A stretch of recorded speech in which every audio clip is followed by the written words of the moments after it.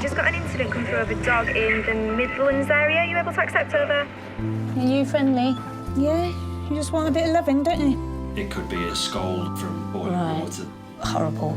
Oh, sausage. Right now, there are dogs that need help. We don't get many toy Yorkies stuck in TV cabinets now. And there are heroes who are dedicated to saving them. I don't want to leave any animal in there. Why would you allow those dogs to look like that? Transforming their lives. It sounds like she's in a lot of distress. The nurse in me wanted to make him better. She just can't believe how lucky she is. Finding them forever homes. I feel like a lucky boy. She deserves it after what she's been through. I think he's my guardian angel, aren't you, mate? And giving our four-legged best friends a second chance makes it all worthwhile. Him giving them that little ray of hope. They are the Dog Rescuers. Without a shadow of a doubt, this is why I do this job.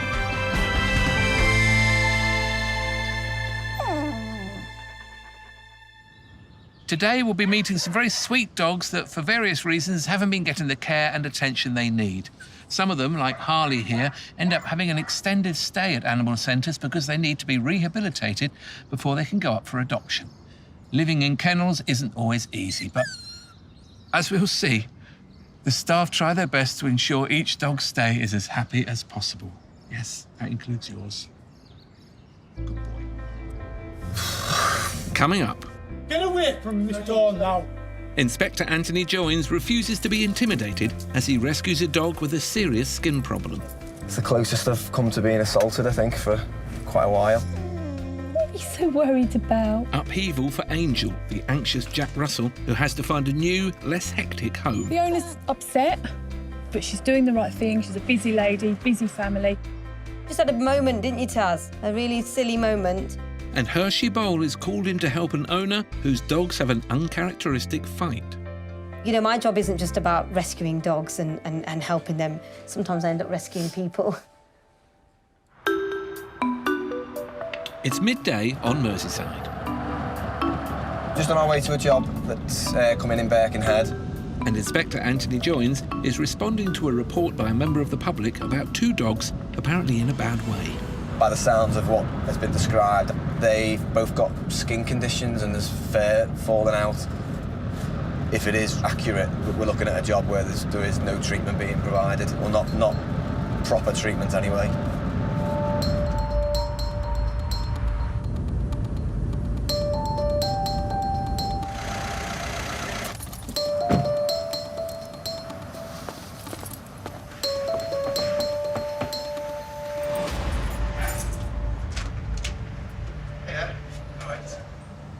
The two owners allow Anthony inside, All right. where it's immediately obvious that the dogs do need treatment.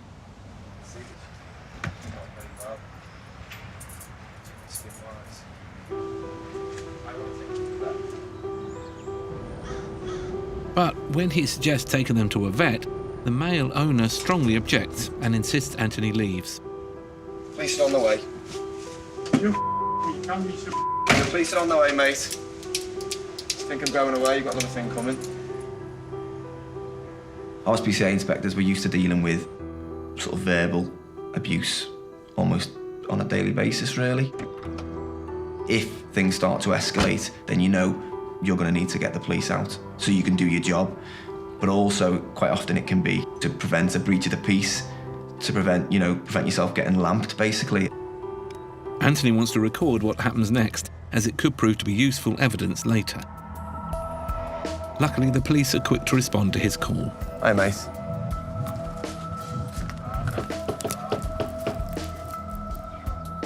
But it seems the male owner has ducked out the back door with one dog. Where's he took her? While the police pursue him, the female owner says the dogs went to a vet a year ago and she has been buying treatment for them. The white one's not... She's not all right, is she? If you've been a year ago and not since, obviously things have gone downhill, obviously quite a lot, haven't they? The first dog to be removed from the cramped kitchen is Coco, a Shar-Pei cross. Hey, Coco, do you go for walkies? It's okay. Come on then. Come on then. Get on it.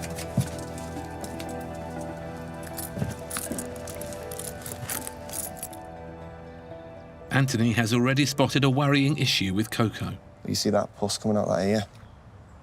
I would say there's an offence on this dog, a neglect offence of failing to get the ears treated. Hey, girl.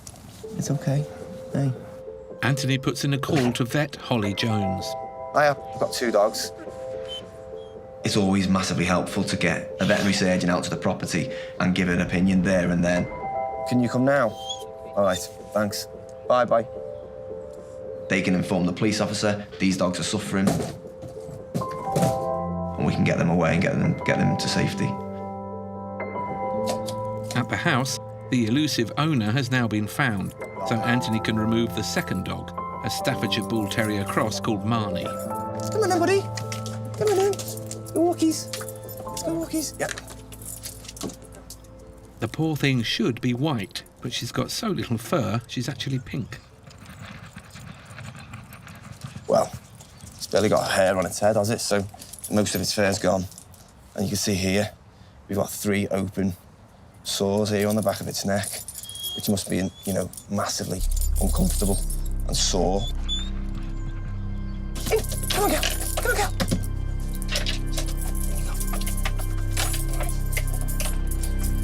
And it seems the male owner is less than happy. You know, you little Sorry? Get away from this door now. Right, okay. Chill out. You're all pub well, put without them. Sorry? And without me. If you dare.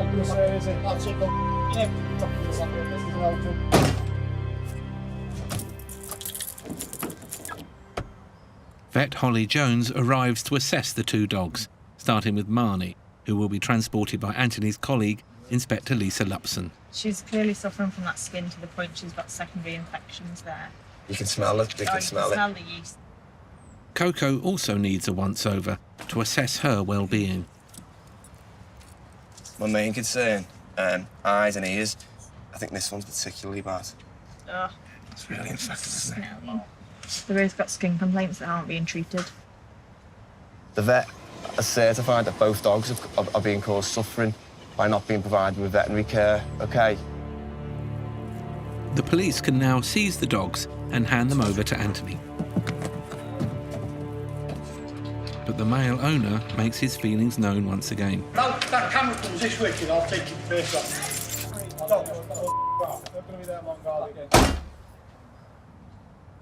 Right, thanks for your assistance, guys.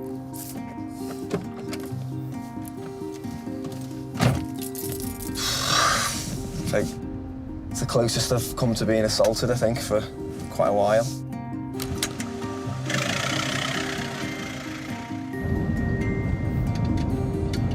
Adrenaline's running, but it's one of them things.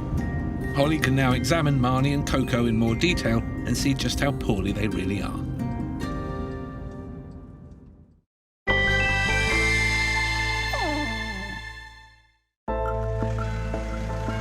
On Merseyside, Inspector Anthony Joynes has just rescued 2 dogs with terrible infections that have been left untreated. Well done. Shar-Pei Cross Coco and Marnie, a bald, staffy cross who's travelled in Inspector Lisa Lupson's van. Hello again. Poor Marnie's skin condition is particularly chronic. She's obviously suffering. Vet Holly Jones has already assessed the dogs at the scene of the rescue. I think that's an interesting thing. This one piece will make 52 layers. Watch on mobile devices or the big screen. All for free. No subscription required. Download Veely now. Yeah, skin's on her legs are awful, isn't it? Yeah, it's so thickened and irritated, so the skin shouldn't wrinkle like that on this sort of dog. So she's got obviously quite chronically inflamed skin from a long-standing skin irritation, skin complaint that's been going on, and then all these scabs and crusty bits of secondary infection. From self-harm, is it? From scratching? Marnie's medication will include steroids to stop the itching and antibiotics and medicated baths to tackle her infection. Oh, she's rubbing blood on me now. This is lovely. This is lovely. Thank you. Oh, I know, but you smell. But first, she'll need some skin scrapes to check for mites. Oh, she's a good girl. Oh, well done. Didn't even feel that, did you? Because she's only that agitated, you didn't even feel a scalpel being drawn across the skin. She's a good girl.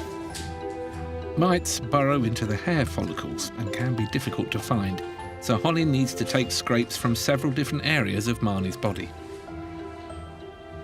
And Marnie doesn't seem to mind at all. But mites may not be the main cause of Marnie's skin issue. It could be down to an underlying skin allergy. Coco, the Shar-Pei cross, also has some painful health problems. So that's how the eyes should be, with the eyelids where they normally are. When I let go, they curl in. So that's something called entropin. The eyelids are rubbing on the eyes permanently. Shar-Peis as a breed are prone to it. The eyes worse. I don't think people realise how painful that must be. Oh, yeah. Imagine when you get like hair in your eye, how it's that constant feeling. All the time. The only cure for Coco's sore eyes is an operation. The poor girl's ears look very tender too. I'm going to take a swab of that just so we can... All right, girl. All right. Well Good done. girl. Good girl. Coco will be treated with antibiotics and steroids, while Anthony needs a washing machine. Blood and skin and pus. Just another day. We'll all go home and have a jet wash on the front lawn. Won't we? See you later. Both these friendly girls are now off to an animal centre where they can start their recovery. Come on then. Let's go. You know, my job now is to pursue a case against both the people involved, and hopefully in the long term we can get them rehomed. There she is. Your buddy's over here, look. Marnie and Coco deserve a second chance at a happy life. Let's hope they get it.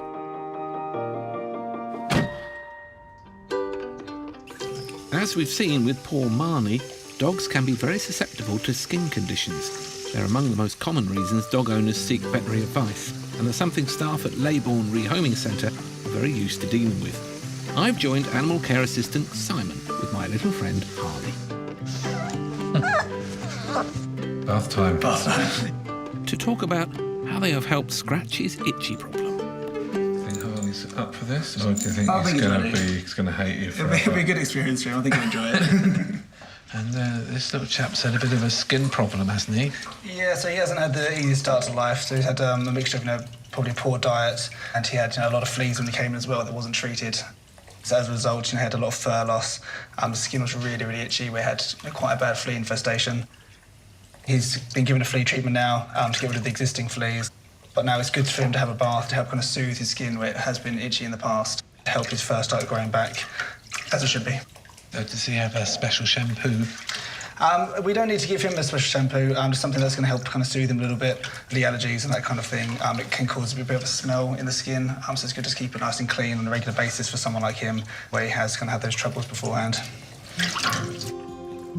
With his allergies under control, today's shampooing is a bit more of a spa day. What's that? Oh, nice. I'll say it will feel really nice for his skin having this. I think he's going to enjoy it. Comfort for your dog with oatmeal. That is porridge, isn't it? It smells like it.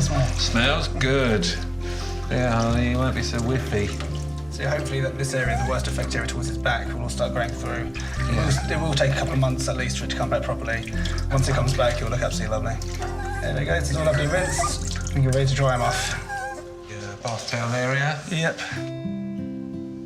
So Harley needs a bit more TLC before he's able to be rehomed, is that right? Yeah, so with the condition he came into, we need to get him back onto a healthy diet and I say get his skin looking a bit better. So he's had his flea treatment, he's spent time with the vet to get that under control. And things like this, just giving him baths to help get his skin back into a nice, comfortable condition. And is Harley going to get a bit of product there? Because that's going to fluff up. I think he likes the fluffy look, I think he wears it well. Not too One Direction. No. Groomed. He sings like One Direction. There you are, Harley. You're done. How's that? Not too bad, is it? Fantastic. Come on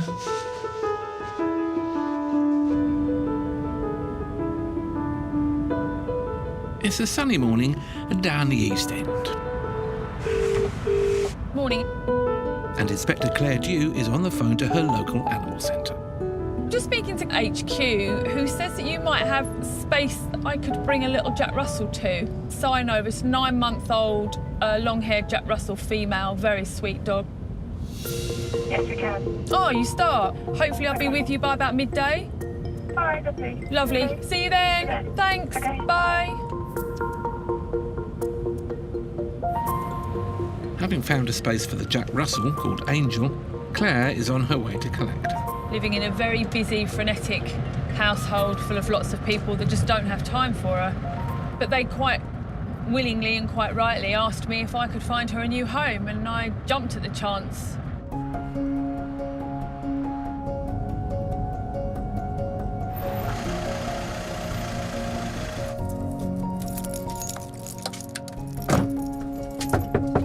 Hello, Lydia. Hello, Angel. Hello, darling. Angel's friendly enough, but very anxious. What are you so worried about? Oh, look at her. For an owner to sign over a dog to the charity, there's paperwork to do. Hello. You come to you. Oh, you come to me. Hello, darling. Hey, baby girl. Hello, sweets. And looks like Angel wants to help.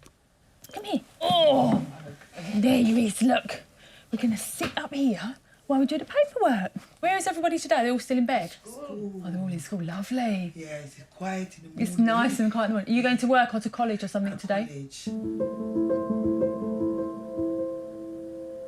There you go. You can go and speak to Mummy. For busy Lydia, it's time to say goodbye, but it's not going to be easy. Go walkies. Put a lead on, she'll be fine. Here's a good girl. It's all right. Oh, let's put your lead on. Oh, there you go. Don't you get? Mummy can sign paperwork for me. Good girl. Come on. But the lead makes little Angel very anxious. We're not used to... She's not used to being on the lead. Right, sign and print there for me and I'll pick her up. Come here. Say bye-bye, Mummy. Bye, Mummy. Oh. Lydia's finding it hard to part with her little Angel. My angel. Come on. Sorry. Come on, let's go. I don't have a time. Big family. And then myself, I go college work. You know, the dog always, everywhere you go, they follow you like a child. For me, it was another child for me. The owner's upset, but she's doing the right thing. She knows she's doing the right thing. She's a busy lady, busy family. Angel's lovely. She really is a little angel. She's sweet and friendly. She's a little bit nervous of just what's going on, really. And with the right people in the right home, she'll be absolutely fine. Angel's now on her way to the animal centre, but it shouldn't be long before someone gives this little lady a forever home.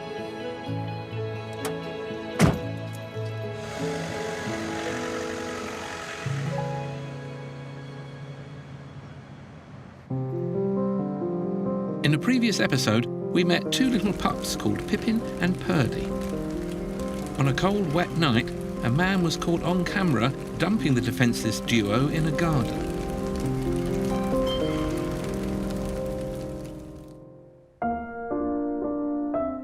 The poor little Lhasa Apsos were almost bald and had very sore skin.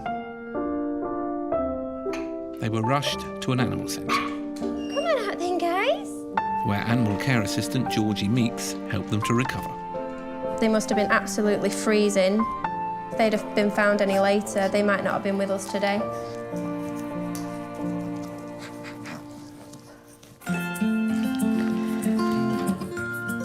Now, 6 months on, both the pups have found their forever homes. Pippin now lives with Mary Brown and family. I've seen the various newspaper articles on the story, and it was just so sad. He wants to give him a good home. And with his new home came a new name. There was 3 favourites, which was Pablo and Speedy and Flash. So they decided to put all the names together to call him Pablo Speedy Flash. That's going to cost a bit to get engraved on his tag. He responded to Pablo really early on, so it looks like a Pablo now, so I think it was a good choice. He made himself at home pretty quickly. Pablo Speedy Flash also has 2 new brothers. Buster and Wallace, they're the 2 dogs I had before we got Pablo. Buster's a 5-year-old Mazapso. And this is 3-year-old Wallace. Yes, we're talking about you. He's a Boston Terrier with 1 eye, which is keeping on his little brother. Pablo's a joy to have around the house. He's really lively and full of fun and personality and full of energy. And he likes nothing better than heading out for walkies with his brothers. Pablo, come on. Good boy. Okay, let's go.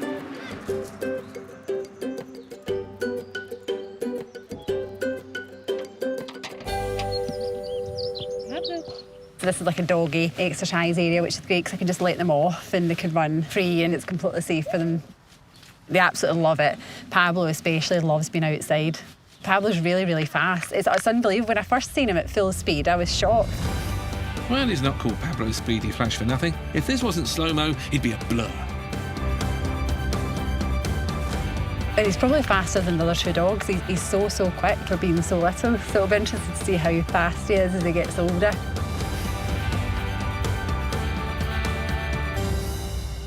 It's a muddy business, this outdoor running, so back at home, it's bath time for Pablo. And he's very good, aren't you? You're very good. He lets me do it. Whether or not he's keen on it, I'm not sure. Probably not. But he's looking much better than when he had his last bath at the animal centre. And also, Pablo's so low to the ground that he gets dirty really, really easily. Really, you get bath on a daily basis, he gets that dirty, don't you? Getting wet might not be fun, but getting blow-dry definitely is. He's definitely cemented himself in our family. It's hard to imagine not having him now. I think the future for him's hopefully a very positive one compared to his not so nice start. It's onwards and upwards for Pablo Speedy Flash. Still to come. This is little Timmy. Angelica Bell meets a tiny pup who can't find his forever home until he's had an operation. Well, unfortunately, when Timmy was quite small, we noticed there was a problem with his back legs. I mean, I'm still mopping up blood now. And Hershey Bowl steps in to help a panicked owner when her staffies have a fight. Did it take a long time for you to separate them? It's about 15, 20 minutes. I threw 3 buckets of water over them.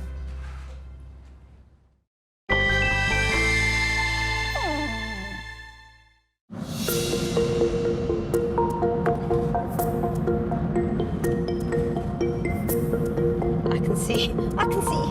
In Birmingham, Inspector Hershey Bowl is on her way to see an owner who, 2 nights ago, made a call for help after her dogs had a serious altercation. It's never happened before, but for some reason, they both had a fight. The whole thing has really frightened her.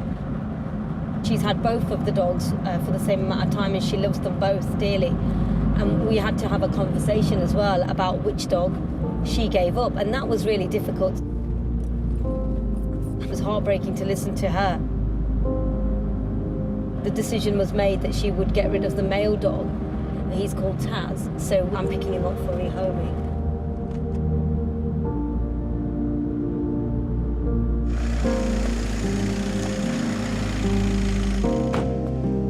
Owner Kate took both dogs to the vet the morning after the fight to have their injuries checked and treated. She's now keeping them in separate rooms. Hi, Kate. Hi, darling, you all right? Hello. Oh, look at you, lovely. Hello, Taz. 5-year-old Staffordshire Bull Terrier Taz suffered ear injuries in the fight, but otherwise he looks okay. So just going through really what happened the other day. Oh, don't get upset. I know, darling. I know you're really. You know, I knew you were going to be upset. Obviously, I know it's really hard. I know. They was both sat here. I sat there. They went to get off and wait. So they were both at the side of each other? Yeah, which they've done many times before, Yeah. you know, and this was, I mean, I'm still mopping up blood now. Really? Did it take a long time for you to separate them? It was about 15, 20 minutes. Oh dear. I threw 3 buckets of water over them, tried to pull them apart. The only way that I could do it was I got the broom and managed to get the broom in between them. Yeah. Managed to pull them apart that way. Oh dear. Hey, Taz. Kate has had Taz and his sister Millie since they were 3 months old. They came from the same litter of pups.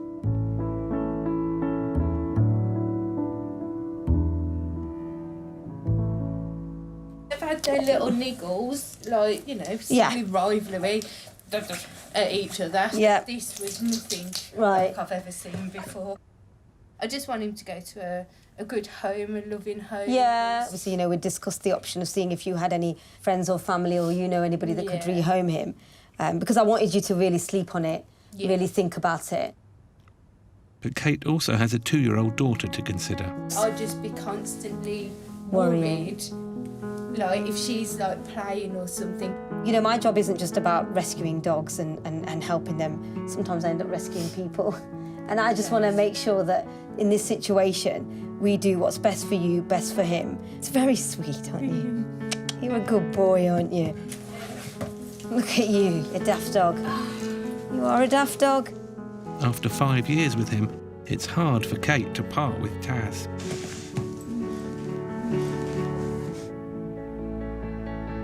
Whoever he goes to, they'll have one fantastic dog on their hands. Hey? One fantastic dog. Thanks you so much. Come on, darling. Come on, darling. Good lad. Good boy. Right. Come on, then. Good boy. Oh, you are clever. Good boy. Oh, that's it. You stay there. And now Kate and Taz have to say their final goodbyes. Knuckle around. We're going on an adventure, Taz. You be a good boy.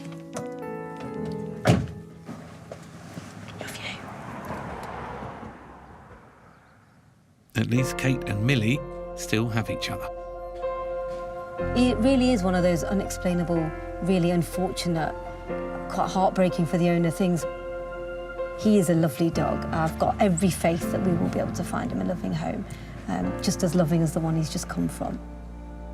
A dog with one solitary fight behind him and such a lovely temperament shouldn't be too hard to rehome. Fingers crossed for you, Taz.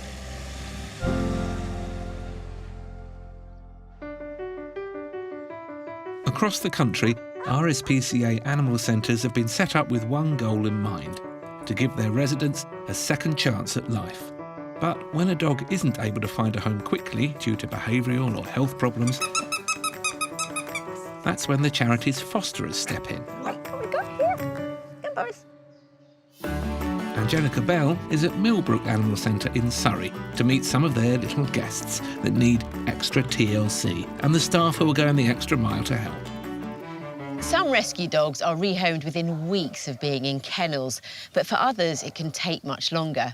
Factors like age, type of dog or even health conditions can make it much harder to rehome them and can also have a huge impact on the length of their stay. Just like the little 4-month-old puppy I'm about to meet now. Hi, Liz. Hi. And who is this cute little thing? This is little Timmy. He's a little Chihuahua puppy, and he came to us from a house where there was lots and lots of dogs, all living in very cramped conditions. About 40 dogs in a 1-bedroom flat, really? So yeah, it was quite hectic for them all. And he's been here, since he was 4 weeks old. On average, a puppy spends less than 2 weeks in the charity's care before it's rehomed. Much like Timmy's brothers and sisters, who flew out the door soon after they came in. But Timmy's stay has been extended. Why is that? Why has he been here? Unfortunately, when Timmy was quite small, we noticed that there was a problem with his back legs. Oh, really? Oh, I see. So as he runs around, his kneecaps, unfortunately, don't sit in the groove that they should sit in. Timmy can't be rehomed until he's had surgery on his knees. I want to find out more about his condition, so Liz is taking me to see local vet Anna Bonash. Hello, Timmy. Hello. Hello. How is he getting on with his legs? Occasionally, he's definitely a little bit uncomfortable. He has a little nibble on his knee. But other than that, he manages quite well at the moment. So what's wrong with Timmy's legs? His kneecap is meant to sit right here on top of that, and it's literally on the side. Quite a lot of dogs that have this problem, we're actually able to manipulate it back easily to where it's meant to be, but in his case, they're constantly out all of the time. Timmy's condition is called luxating patella. It's genetic, so he's just been unlucky to inherit it. So obviously he's going to need surgery. Yes. Can you explain how that's going to work? Normally what we do is we make the groove where the kneecap sits, we make it deeper, and then place the kneecap on top, and hopefully that should resolve the problem for him. And once he's fully grown, then we would look at work him in to do some surgery. Okay. Lovely. All right. Thank you so much. Very welcome. Thanks, Thanks. Anna. All right. Take care.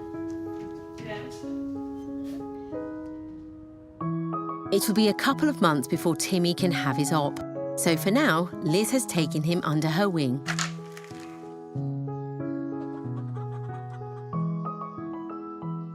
Liz, you like to take your work home with you, don't you? I do. Timmy's the latest foster dog, so he's been coming home with me since he was quite a small pup. Being in the kennel all the time, he wouldn't get enough socialisation. I've got my own dogs that he's been mixing with, so it's great for him to learn from them. And how often does it happen? You know, you're doing this all the time? It's pretty constant. Yeah. Really? I've got little Buttercup who's hiding under the chair there. She's come from a similar situation and she's a similar breed, so they're best buddies. And just being in a home environment really helps their recovery. And then you get them set and prepped so that when they and go... then they can start meeting people and find a new home. Good luck with it. Thank you. Hope he gets his legs sorted. Liz isn't the only member of staff who takes her work home with her. I'm going to meet animal care assistant Joss Iveson, who's also fostered a pup. This is little Chester. He was one of the puppies that I fostered and ended up keeping. And he's actually related to Timmy, isn't he? Yeah, he is. We think kind of it was the same dad in the house, two different mums. When we first picked up the other Chihuahuas, you had to wrap a towel around them because they were just so nervous that they were just pooing themselves, weeing themselves, nipping, because, you know, they'd never had any socialisation. Just give them lots of nice treats and they eventually start coming to you, which is really rewarding. So you can have any more? Not at the moment. Watch this space. Yeah. Fosterers all over the country are giving dogs who may have had a rough start in life the help and attention they deserve. There are so many rescue dogs whose journey to finding a new home is delayed for numerous reasons, including health and behavioural issues. But thanks to the kindness and generosity of people like Liz, Joss, and countless others, these dogs are given love, a home, and basically a second chance. And it's been great to see it firsthand.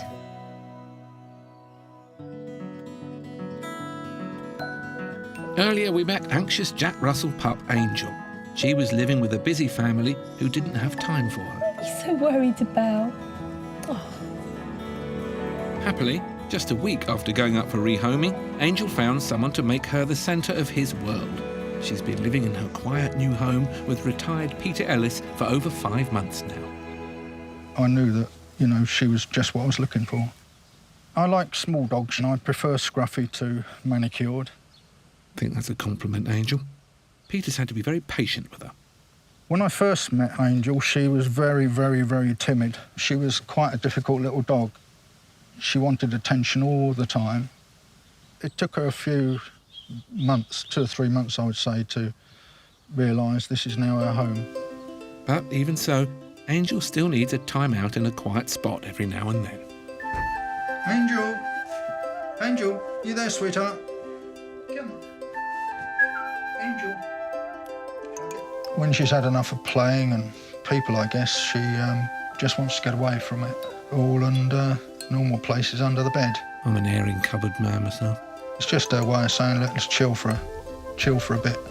She'll come out of her own accord and be boisterous again. And when she's had some precious time out under the bed, What gets Angel going again is the sight of human footwear. She likes people's feet, their socks and their shoes and slippers, yeah. She's got a pair of my slippers in the garden, which I didn't know you got, did I, until they were chewed up. But she's not very destructive. If she starts chewing things, you say no, at least she stops, which is good. Does she? Stop, Angel. Oi, back here.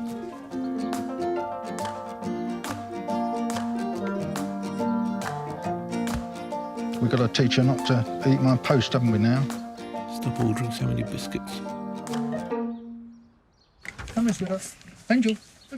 Good girl. Peter's been working with Angel on her lead walking too. One of the reasons I was thinking of getting a dog was getting out and about and doing more walking than I used to. Everywhere was with a car. She really does look forward to having the lead on. There we are.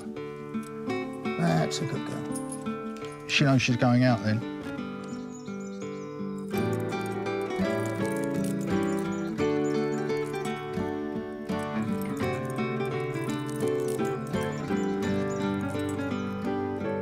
Look at that angelic lead walking. Well done, Angel. Are you tired, sweetheart? Come on, it's a good girl. Oh, didn't last long. Okay. When she gets like this, she just refuses to move any further, so unfortunately you have to pick her up and carry her. All right for some, eh, Angel? But Peter's been very pleased with his new little pal's progress. For the last 2 or 3 weeks, she's started wagging her tail quite a lot, which she never did up until then. I wouldn't be without her now. I think she's coming to her own now, yeah. I think she's very happy, personally.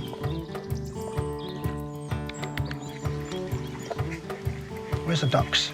Where's the ducks? They're in the pond. Coming up. I like to keep my fingers if possible. We find out the latest news on Coco and Marnie, the 2 dogs with bad infections seized from a house in Merseyside. In the winter, she'll have to wear like a little coat to keep her warm. Oh, look at that. And she's got a name on it as well.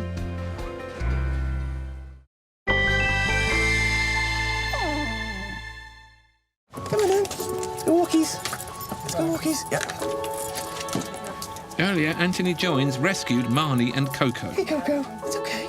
2 dogs with bad infections that have been left untreated. She's clearly suffering from that skin to the point she's got secondary infections there. You can smell it. We can smell it. Smell the yeast. My main concern, eyes and ears. They've both got skin complaints that aren't being treated.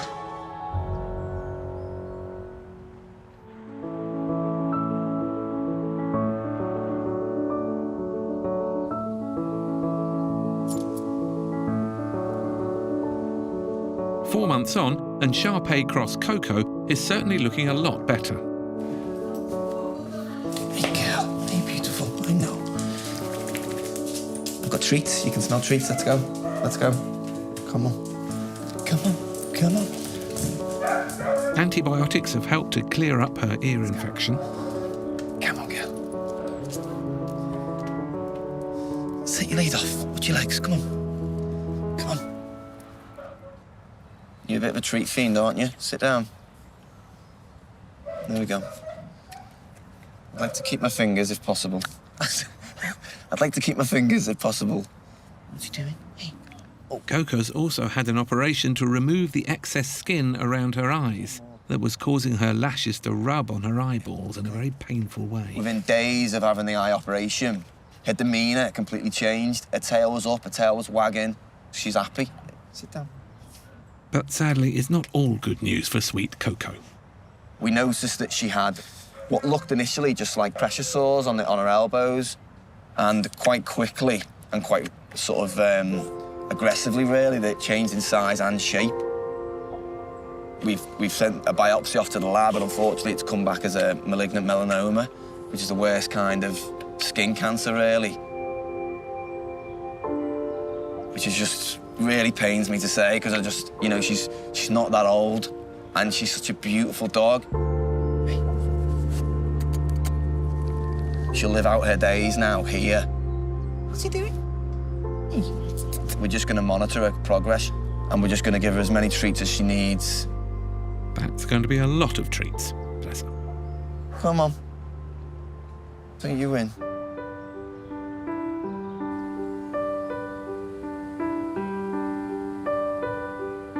Rescued alongside Coco was bald Staffy Cross Marnie. Hey, Piglet. What you doing? Piglet is charming. Hello, darling. Good girl. Seems Marnie is still more pink than white. Marnie hasn't been put up for adoption yet, as the staff here at Wirral Animal Centre have been getting to grips with her skin condition. Hi, Marnie. Animal care assistant Joe Barrett has been keeping an eye on her. Marnie's had antibiotics and medicated baths to soothe her sore skin. Her fur is slowly growing back, and tests have shown she's got an impressive list of allergies. She's allergic to barley, tuna, potato, corn, soya bean, grain, wheat, dust mites, storage mites and pollen. But we have got it under control now. As well as antihistamine, or hay fever treatment for the pollen allergy, Marnie is on a special hypoallergenic diet. There you go. Dry food. She's on a raw diet because it's got no additives or wheat, and she'll have to stay on that for the rest of her life. It's something to carefully consider as they seek out a new home for Marnie. We need a house with no carpets, like, you know, hardwood floors or laminate floors, because obviously the dust is quite high in, like, carpets and stuff. Ideally, avoid grass if you can. She's going to have to wear a factor 50 and her skin, obviously, because it's going to get hot in the summer and she'll get burned. And in the winter, she'll have to wear like a little coat to keep her warm. And talking of coats, here's one the animal centre staff made earlier. Put it on. Good kitty. How sweet her. She likes the coat. Oh, look at that. Okay, and she's got a name on it as well. Marnie and Coco's owners pleaded guilty to causing unnecessary suffering and failing to meet their welfare needs. You softie, come here. They were disqualified from keeping animals for 3 years, given a 12-month community order and also an 8-week curfew order, similar to house arrest between the hours of 7 p.m. and 7 a.m. You do love your treats, don't you? I think she'd be ideal for a family because she just wants affection. Fingers crossed a new owner falls in love with Marnie very soon. Good boy. So how did things pan out for Taz, the Staffy who had to be signed over after a fight with his sister? We're happy to say the big softie has found a new home, which is wonderful news.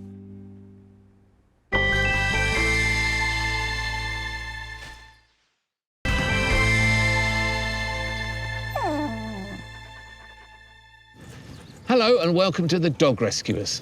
We often see dogs that are in desperate need of help, but sometimes their owners need support too, as you'll see in today's programme.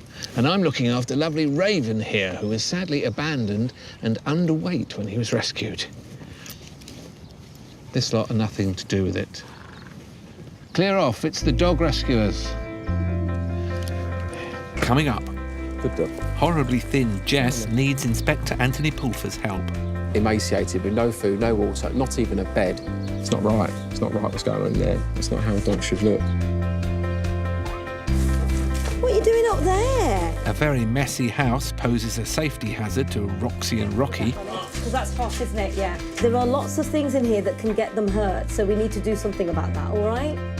And Angelica Bell finds out what it's like for dogs on the street.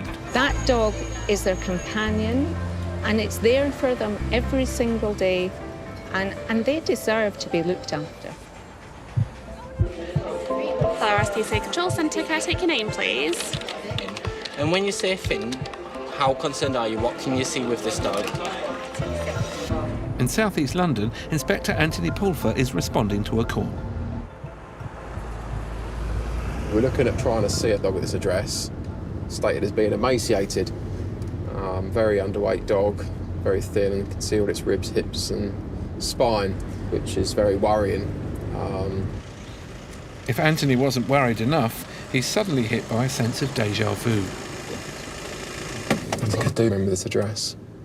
I remember going to a job about a dog that was a bit thin, a little bit not being cared for, but my main concern was that it wasn't being given water. It's going to be quite interesting if that's the same address. I think it is. It is. A year earlier, Anthony had visited the property to investigate a complaint about a Staffy that wasn't being properly cared for, but the owner had followed his advice and done everything he'd asked, so he'd had no reason to return. It can be frustrating when you've dealt with someone previously and they come back on the radar for the same sort of thing. And you almost feel an element of failure yourself because you've advised that person to change their ways and you hoped for the best that day. Hi there. Been a while since we've met. Remember we met last time, didn't we?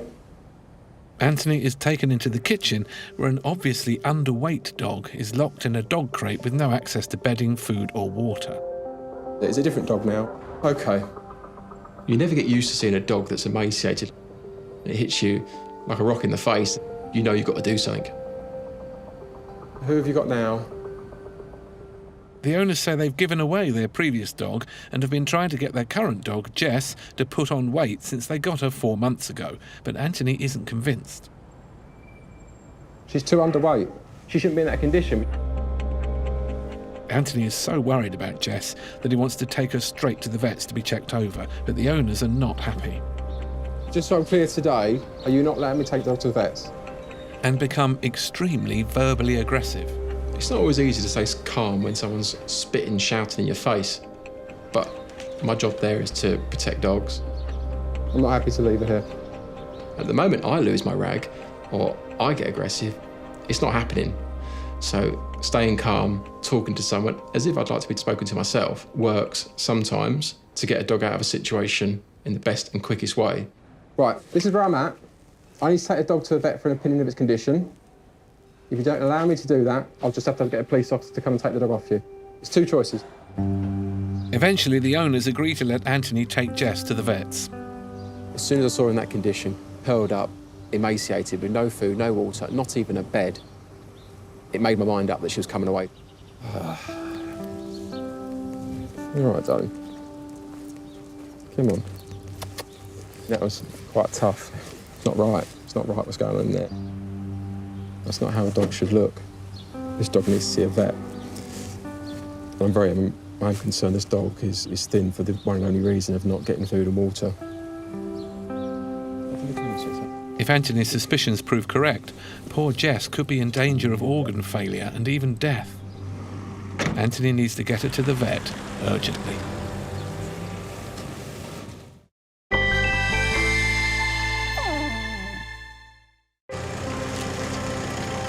Inspector Anthony Pulfer has just rescued a very sweet but terribly skinny Staffordshire Bull Terrier cross called Jess. All right, Jess. All right, sweetheart. He suspects Jess has been starved, so he's rushed her over to see vet Kate Arrowsmith. Hi, Kate. Hi, Anthony. Thank you for seeing me today. No problem. It's a dog called Jess, female dog. Haven't got an age at the moment. The owner allowed me to take the dog from the address for a veterinary opinion on the dog's condition, really. Well, that's pretty easy. Your condition's terrible. OK. She's way underweight. Let's have a look at you then, sweetheart. I mean, the main thing is she's just so painfully thin. OK. You can see the bones of her spine sticking out. You can see every single rib without even trying to feel them. The pin bones on her hips all poking out. Her waist is so tiny, I can get my hands around it. OK. I mean, that's just insane in a dog her size. Mm-hmm. But you are being very sweet. As well as being underfed, it's likely that Jess has also been used for breeding in the past. She certainly looks like she's had puppies at least once with the mammary development that's there now. Okay. But there's no obvious milk there at the moment. A dog this size should be at least 25 kilos. So, to see just how underweight Jess is, Kate gets her on the scales. OK, on we go. Good girl. OK, sweetheart. Never seen grass before. Good girl. Yeah, stay there for a sec. 19.4, that's a long way short of 25. OK. 19.4. There's a percentage of body weight that she's lacking in. That's quite a considerable amount of weight. She had a body condition score of 2 out of 9, which is totally unacceptable. Jess will be given blood tests to determine whether she has any underlying medical conditions, or if it's simply a lack of food causing her emaciation. Let's go find your kennel, shall we? She is taken to kennels, where Anthony can get her settled. Good girl. Come on then. Sit. Good girl. There we are. Oh, that's good. It's good to see. Need to up that food a bit, I think. She's going to be hungry, always, until she's at the right weight, almost, and to be content. Just got to stop her eating the bowl. She loved that food. As long as we can just continue to feed her the right amount at the right time, then she'll be back to full weight as soon as we know it. We'll be back with Jess later.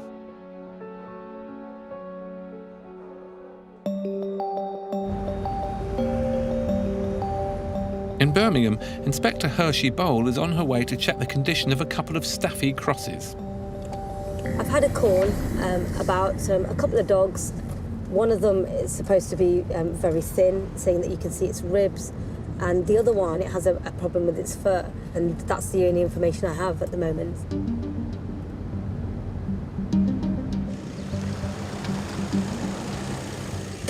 I'd say about 3/4 of the complaints that we receive aren't what they say they're going to be. And you never know what you're going to come across.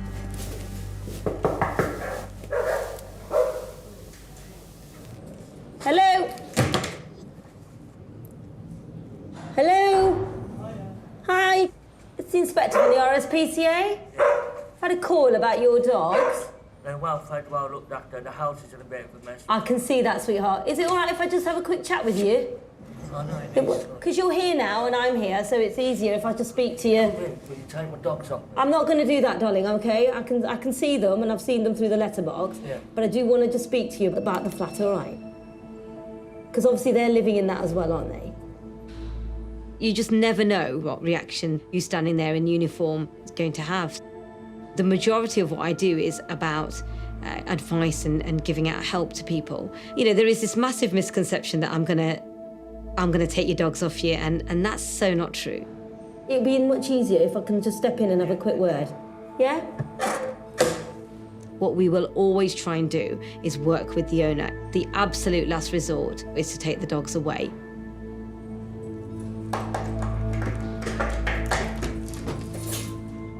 Eventually, the owner, Kieran, agrees to let Hershey in. So, Kieran, I'm the inspector that covers this area. My name's Hershey. I've seen you on telly. Have you? I love watching the dog rescue. Oh, do you? Yes, I know. OK. Oh, sweetheart, it's nice to meet you. Looks like fame does open doors. Hello, darling. Hello, hello. Hello. All right, darling. Very quickly, Hershey can see that dogs Rocky and Roxy are both in good health. The call was that he was thin. He's definitely not thin. He's fine. He's a... What's the matter? Sometimes he does lose a bit of weight. The way he is now, he's perfect. I can't fault him. In terms of the feeding, darling, they look absolutely fine. But unfortunately, their living conditions pose a hazard. But I think you need some help here drastically, do you not think? What do you think? Yeah. You're looking after the welfare of animals, and that's your job. However, you really have to think about the welfare of the people that you're dealing with as well. Because, darling, you can't live in this, and nor can they. And I'm not judging jewellery here, you know. My job isn't to demonise them for the way that they're living. That's their personal choice. But if it has an impact on dogs, then I will say something, and you know, it's important that I do. The thing is, it's not just that it's not healthy for the dogs. It's not healthy for you. I mean, I can't see the floor at all in here. Do you know what I mean? It's terrible. What's she doing in there? Is she all right? Yeah. What's she up to? What are you up to, Roxy? What are you doing up there? What are you doing up there? I think the sooner we get all this cleared out, the better. She's after my dinner. She's after your dinner. OK, you need to be really careful with that, darling, because that's hot, isn't it? Yeah. So, is that where you cook? Yeah. Hershey is sympathetic to Kieran's plight, but as an inspector, her priority is Roxy and Rocky's safety. The concern I have is that there's a lot of things that can get them into trouble in here. You know, like hazards, things that they're stepping on. Make a big change in here. Get up there. She's quite good at that, isn't she? She's quite good at the whole... She's quite good at the jumping. They clearly love you and you love them. But Kieran, they can't stay here if this stays like this. Do you understand that, darling? That's really important. If the property stays like this, the dogs won't be able to stay. Hershey arranges to talk to Kieran's local council. So Rory, is he your housing officer? Yeah. Perfect, OK. To see what they can do to help. What I'm going to do is I'm going to make contact. So let me leave that with you. Yeah. Perfect, yeah? You take care. I'll see you soon, Kieran. Yeah. All right, darling. Take care. Bye-bye. In the meantime, Kieran will need to pull his sleeves up and get the bin bags out before Hershey's next visit. I could see immediately as soon as I looked through the letterbox that the property was in a real state. It's actually a miracle that the dogs haven't got injured, really. My plan really is to speak to his housing officer and let them know that I've been there and that I'm happy with the dogs, but that we really need to sort something and get the ball rolling in sorting out the property.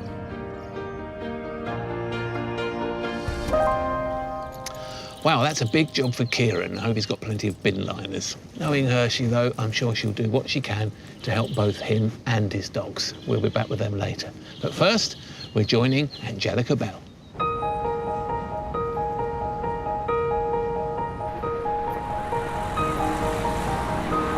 There are estimated to be 5,000 rough sleepers in Britain. And living alongside them are a huge number of dogs. But what happens when their beloved pooch needs care that they can't provide? I'm here in London, which has more homeless people than any other city in the country. Today, I'm joining a group of volunteers who provide care and advice for homeless people and their pets. Across the country, Dogs on the Streets provide a wide range of services for homeless and disadvantaged dogs and their owners. Everything from food, training and grooming, to much-needed veterinary treatment. It's scary, isn't it? Essentials that most of us take for granted. Michelle Clark established Dogs on the Streets in 2016. Michelle, I want you to tell me a bit about how you got involved with homelessness and dogs. First came across a street dog near where I lived, and I dropped off a basket of essentials. The relationship and the bonds between a homeless person and their dog is something I can't describe. What we hear time and time again is how much the dog has rescued the owner. It gives the owner responsibility, it gives them a reason, which we hear many a time, for them to get up every day. John has brought along his dog Diamond. She's called Diamond, and you've had her how long? 8 years. Wow. It's so special, it means so much because I've lost a partner and I've lost a dog, and it's just me and her left. So it's like this one means so much to me. Yeah, I can imagine. A lot, you know. All right, sweetheart. Good girl. Oh, there we are. Diamond has a problem with one of her legs. All right, love. Good girl. Yeah, she's got quite a lot of thickening in that joint, which would tend to indicate that that's what our problem is. Yeah. It's one of my friends that comes to some of the homeless places, and he says, look, come bring her on a Sunday. And it was unfortunate because she had an accident 2 days ago. Right, so her leg has only been like that 2 days? 2 days, yeah. So what happened? Just chasing a squirrel up a tree, and as she's spinning around the bottom, she's ran and went too fast, so she's twisted into the same cruciate ligament. There you go. Have you got her? Diamond will need to be seen by physio Kim, but at the moment she's working on Tara. What's happened with Tara is they think she's got some arthritis. So I'm doing physiotherapy to try and help her be as comfortable as possible. So Jo, you're here with Tara. Yep. Tell us a bit about her.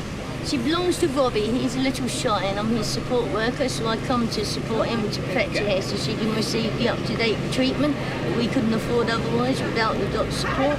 Jo, you often see, you know, homeless people or people at disadvantage with animals and with dogs. And a lot of people, you know, can't match that. They find it hard to accept. All of us need company and someone's love, and the dog provides that. That's never going to break their heart, never going to let them down. It's unconditional. Good point. You'd agree with that, wouldn't you? I would thoroughly agree with that, yeah, absolutely. Tara seems to be enjoying this. She's been, you know, quite relaxed for a long time. Very chilled. The physio seems to be working for Diamond too. There we go. Does that feel better? Is that better, man? Does that feel nice? Yeah. Good job.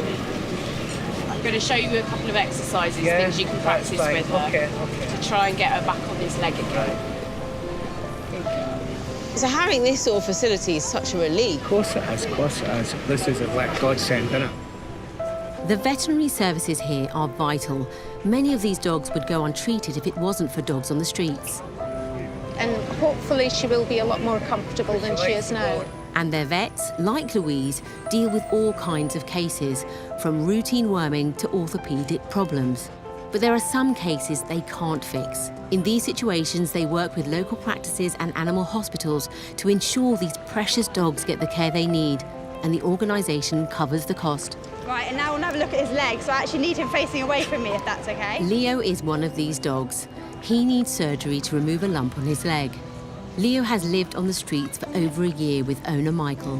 Michael, do you mind me asking how old you are now? I'm 28 years of age at the moment. You're 28, Yeah. and how long have you been sleeping rough? Sleeping rough, on and off, since 12 years old. Since you were 12 years old? Since I was 12 years old. That's so young to be out on the street. What happened? Do you Just mind me had asking? family difficulties at home, so I got up and left, and then turned to the street. Why is Leo so important to you? He's my companion, like, so I wake up first thing in the morning, feed my baby. It's literally, on top of my head, he's like my child, my baby.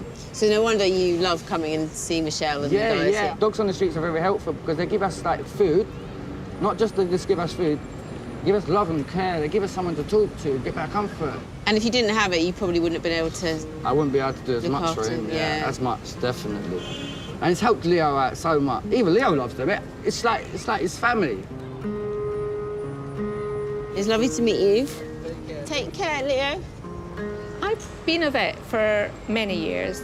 When you see the human-animal bond, you realise just how intense that relationship can be. And for the people out here who have absolutely nothing but their dog, that dog is their companion, and it's there for them every single day, and they deserve to be looked after. It's that simple. Today's been such a humbling experience. For some of these homeless people, their dog is their only friend. It's all they've got left. So volunteers like these guys are absolutely vital.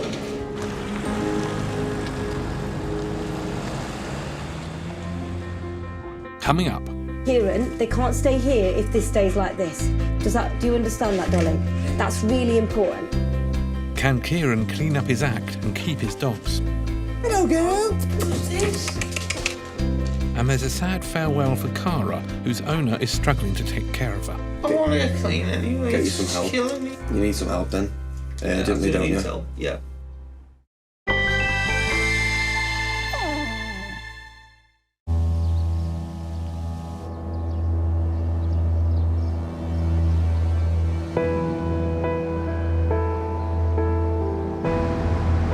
On Merseyside, Inspector Anthony Joynes has been in contact with an owner who's struggling to cope with his dog, Cara. He's inherited a German Shepherd from his late father, who's passed away, unfortunately. Their dog had managed to rip open some bags of illegal drugs. He has then become immediately concerned for the welfare of the dog. Cara was taken to the vets and thankfully hadn't swallowed any of the drugs, but the terrifying incident made the owner realise he can no longer care for her.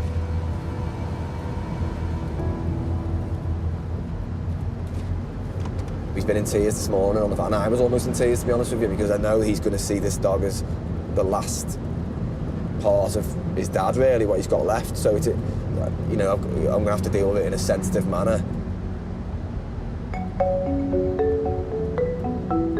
At the property, Anthony meets owner Stefan. Hi, mate, yeah? Thanks very much. Is she, and she's definitely all right, yeah? Yeah, she's sound, yeah. All right. Hello, girl. Who's this? Hello. Donna. She's a good girl. Now, Come who's here. this? Who's this? That's lovely, isn't she? Yes, she is. She's well kept. Cara. I love her. She's hypo, is she? I imagine she's not been getting as many walks as she should. I can't walk her. Dad used to take her to the field with the ball. She loves going out. She absolutely adores it. She loves it.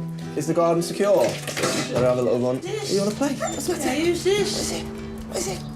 Who's this? What have you got? Let's have a look. Oh, she's got it. What have you got? Don't show Anthony. You having a fuss? What is it? What have you got? Just sniffing you. What have you got? Is it treats? Just sniffing you. I've got a pouch at the back. It's usually got treats in. And she's scratching the back of that. See the way she knows, see the way she knew that. She's intelligent, isn't she? Yeah, she's very intelligent, yeah. Oh, look. Oh, What I'll do is, Stefan, we'll get these forms filled out. Okay. So, I'm just concerned about you as well, mate, to be honest. If you're not looking after yourself properly, are you? I can't look after myself. And you know that you can't look after her. I can't. You're doing the right thing. Cara waits outside while the boys handle the paperwork. So we've got a German Shepherd. Yeah, German Shepherd, Cara. C-A-R-A. K-A-R-A. How old? 4, April now. She's about 4. Okay. She's still like a little baby though. What I need you to do, Stefan, is to just sign and print, and I'll give you a copy of it, just to say that you're signing her over to the RSPCA, all right? Yeah, okay, no problem. Thank you, Anthony. Thanks for your time and thanks for your patience with me. It's all right, no, that's fine. With Cara signed over, she'll soon be given a fresh start. I'll go and get a lead from my van. But unless someone steps in, the same might not be true for Stefan. He wants some help. You know, sometimes I can bridge the gap and make sure that he gets some help, some of the services that are available to him. Are you in contact with anyone now? Social services need to see me, really. All right, mate. Well, I'll make some phone calls at least to see if I can... I want to get clean anyway. Get you some help. It's killing me. You know. All right, mate. You need some help then? Yeah, I do need you? help, yeah. The time's come for Stefan to say goodbye to Cara. What's this? Come here, girl. Come here, sausage. Come here, girl. Come on. Come on, Cara. Here we go. Just wait. Just wait. In you go, sausage. In you go with this. She goes. Well done. Oh, let's have a look. Let's say to her. Hello, girl. Sit to her. Oh, love you, Cara. Love you, girl. All right, mate. Yeah, okay. All right. Thanks, Andy. All right. Thanks. You want to make yourself a cup of tea? Yeah, I will. I'll ring you later on. All right. Thanks, Andy. All right, Thanks mate. for your time, mate. All right. You take care. All right, mate. Take it easy. Cheers, Andy. It's all right, mate. All right. You've done the right thing. Take care, mate. What about this one? Oh, there we go. Is that nice? Look at these ones. She seems quite relaxed, yeah, bless her. She's definitely got a chance. She's, you know, get a happy ending, and that's what I do. That's what I do the job for. That's all I want for her and for Stefan as well.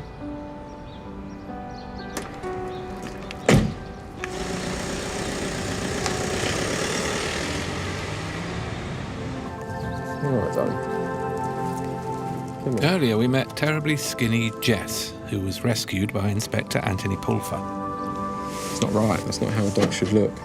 Her blood tests revealed there were no underlying health problems, and Jess was simply suffering from a lack of food. Jess has been at South Godstone Animal Centre in Surrey for 3 weeks, Hello, Jess. where animal care assistant Laura Maddox is making sure she's fed little and often.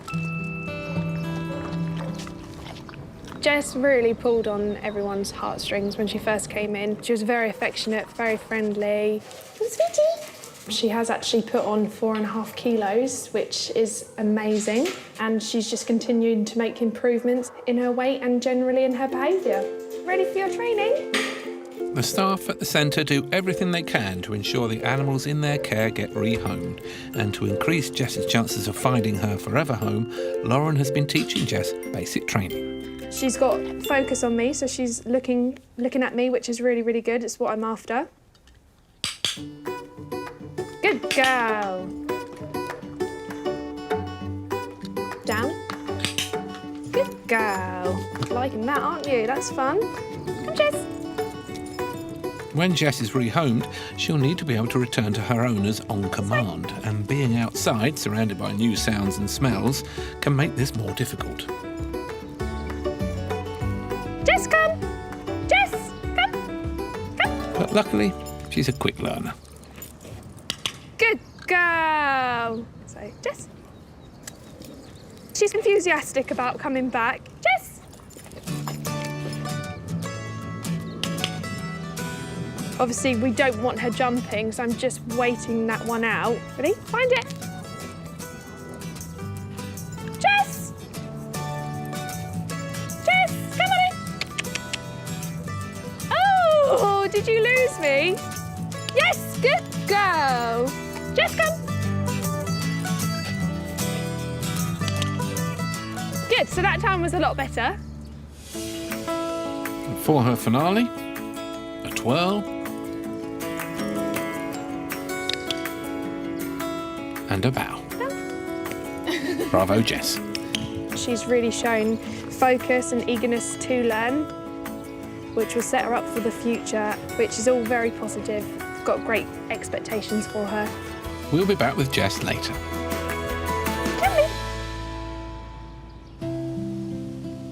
Animal centres often have to deal with underweight dogs like Jess. Today I'm meeting Raven and vet Michael Lazarus to find out just how important diet is to a dog's health.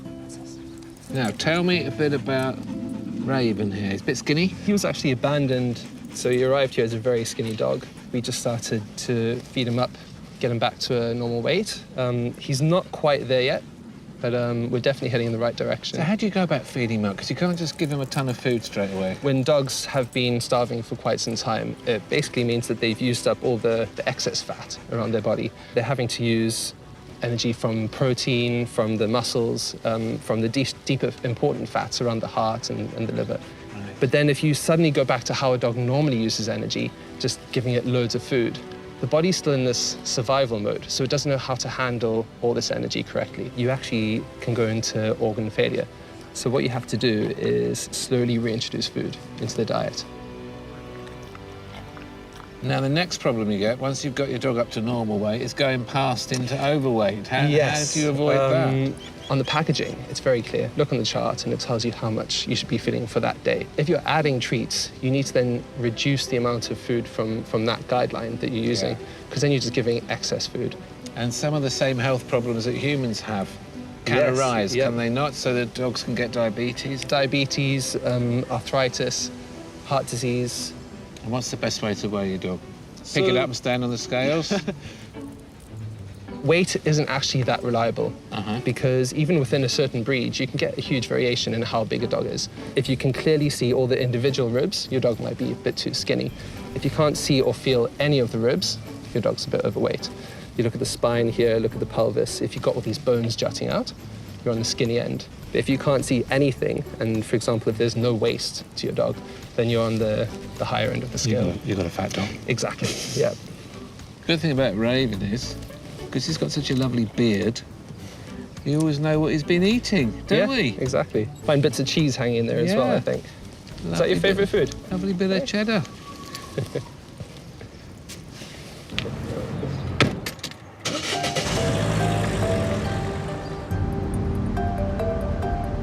In East London, Inspector Claire Dew has just received a concerning call-out. A member of public seen a dog jump or fall from a window and then try and get back into the window from the roof of the porch or something similar. All very confused information at the moment, as these things usually are when there'll be some slight hysteria from the member of public. It's a confusing call, but one that Claire needs to get to the bottom of fast. Cats are designed to land as safely as they can when they come out of anything from height. Dogs, not a clue. I don't know very much, except obviously we've got a dog. It's traumatised either physically or mentally or both, and I need to get there as quickly as possible. And things don't get a whole lot clearer when Claire arrives. Oh, there it is. There it is.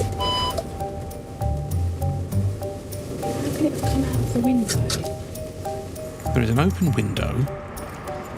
Hey, bud. Hello. And a dog. But there is a fence between them. Could this Houdini hound have escaped through the window and across the roof? It's a very strange scenario. If this is the dog that's fallen, then it could have injuries that need urgent attention. With no witnesses on site, it's up to Claire to find out. Hello? Do you know the dog that's in this porch here? Does it belong next door? Careful. Is it yours? It fell out of the window. Somebody telephoned us because it came out of the window. So that's what's the dog doing coming out the window? Okay. Telephone somebody so that I can speak to them to tell you what's going on. Thank you. The dog's come from next door. This gentleman, I think, owns it. Unfortunately, it's a bit of a language problem. I'm concerned that he doesn't realise the dog came out of the window. What did you do come out the window, bud? What did you do come out the window? Silly boy. Not silly, I'm very agile. Thank you. Hello, sir. Right, the gentleman I'm with at the moment has a dog, yes? Right, OK, and I need you to explain to the gentleman 2 things. He must go inside and shut the window before he takes the dog in, and then he must take the dog to the veterinary surgery to make sure that it's not injured. Thank you.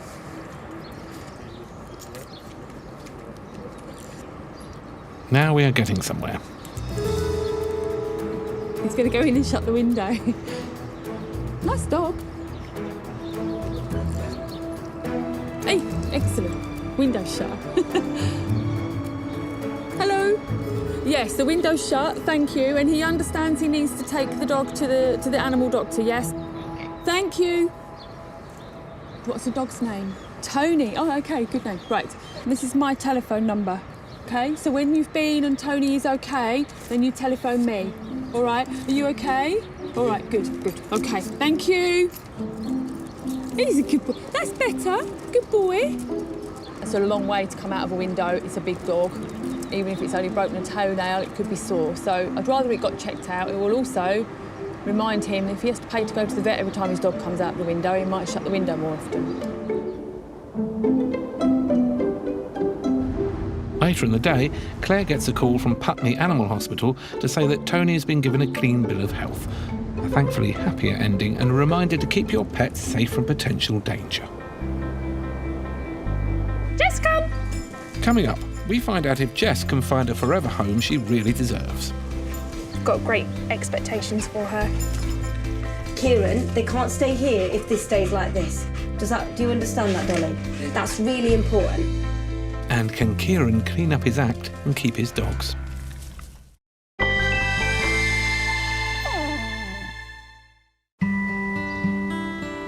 Hello, darling. Hello. Earlier, Hershey met Rocky, Roxy and their owner, Kieran.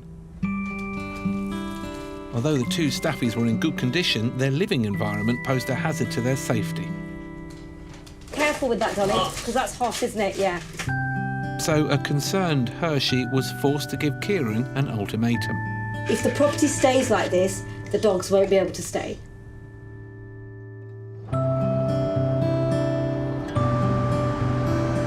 A week later, Hershey is back to see if Kieran has cleaned up his act. He's basically saying to me that my attendance was the kick up the butt that he really needed, and they were his words, and that he started really clearing it up, and he's got lots of black bags full of rubbish now, and, you know, I'm really optimistic that things may well have improved, and I want to obviously see that happen. Well, the outside looks clean. Hershey has been in touch with the local authorities to see what they can do to help Kieran. Hi, Kieran. Hi, darling, you all right? And today she's joined by housing officer Rory and cleaning contractor Malcolm. When Hershey came last week, the flat was full of hazards and needed a lot of work to make it safe for the 2 dogs to live in. But now... Come on, dogs. Come on. Yeah, come on. Come in. This is more like it. Kieran has made a huge effort to tidy up. When I came out on last Wednesday, you couldn't see the floor. That's how bad it was, the amount of rubbish there was in here. I'm really pleased, you know, I'm super impressed. Kieran's removed all hazards and rubbish himself and even treated the dogs to fancy new bowls. Did you have these before? They new? No, I've spent a hell of a lot. That's great. You know, honestly, I'm super pleased. That kick up the bum, get it done. That's the word you said to me, kick up the bum. And I'm so glad. Just anything I would do to keep my dog. Now Kieran has done his bit, cleaning contractor Malcolm can organise the next step, a deep clean. We've done phase 1, you've taken all the rubbish out, and then the next phase will be obviously any repair work that needs to be done is done. And when we're at that point, I can sleep easy, yeah? But, you know, this is definitely going the right direction. Malcolm has good news. You don't want to get it all squeezed into a day, so it's easy for the dogs, financially viable. Put an inspector's discount on it or something. Whatever that is, an inspector's discount. I'm trying for you, Kieran, all right? Kieran will have to pay for the deep clean himself, but Hershey's really doing everything she can to help him. And it seems she's also been a bit of an inspiration. So, and I'm hoping sort of in the future, perhaps I could work with the RSPCA and people in my situation perhaps coming from someone like you, Okay. it might help them understand someone from me who's Yeah. been there. So I'm willing to volunteer my time to Oh, be bless you. Yeah. So if you can get on your feet and get everything sorted, there's no reason why you couldn't help with walking the dogs and doing something. Do it for you and for the dogs, yeah? If you're happy, they're happy, yeah? Brilliant. I think we're done. Yeah. Kieran, pleasure to see you again, my darling, all right? Look after yourself. Kieran's pleased to be getting his house in order and, more importantly, to be keeping his beloved pets. Rocky, everyone thinks he's innocent. Roxy, she's more the attention seeker, that they love each other. Yeah, they mean a hell of a lot to me. Hersh's job isn't done, though, as she'll be dropping by every few months to keep Kieran on track. There is still a long way to go. It isn't an overnight solve. He's such a lovely lad, Kieran, you know, he really is. I think genuinely he wants to do right, so I'm chuffed. You know, happy, happy, happy, Inspector.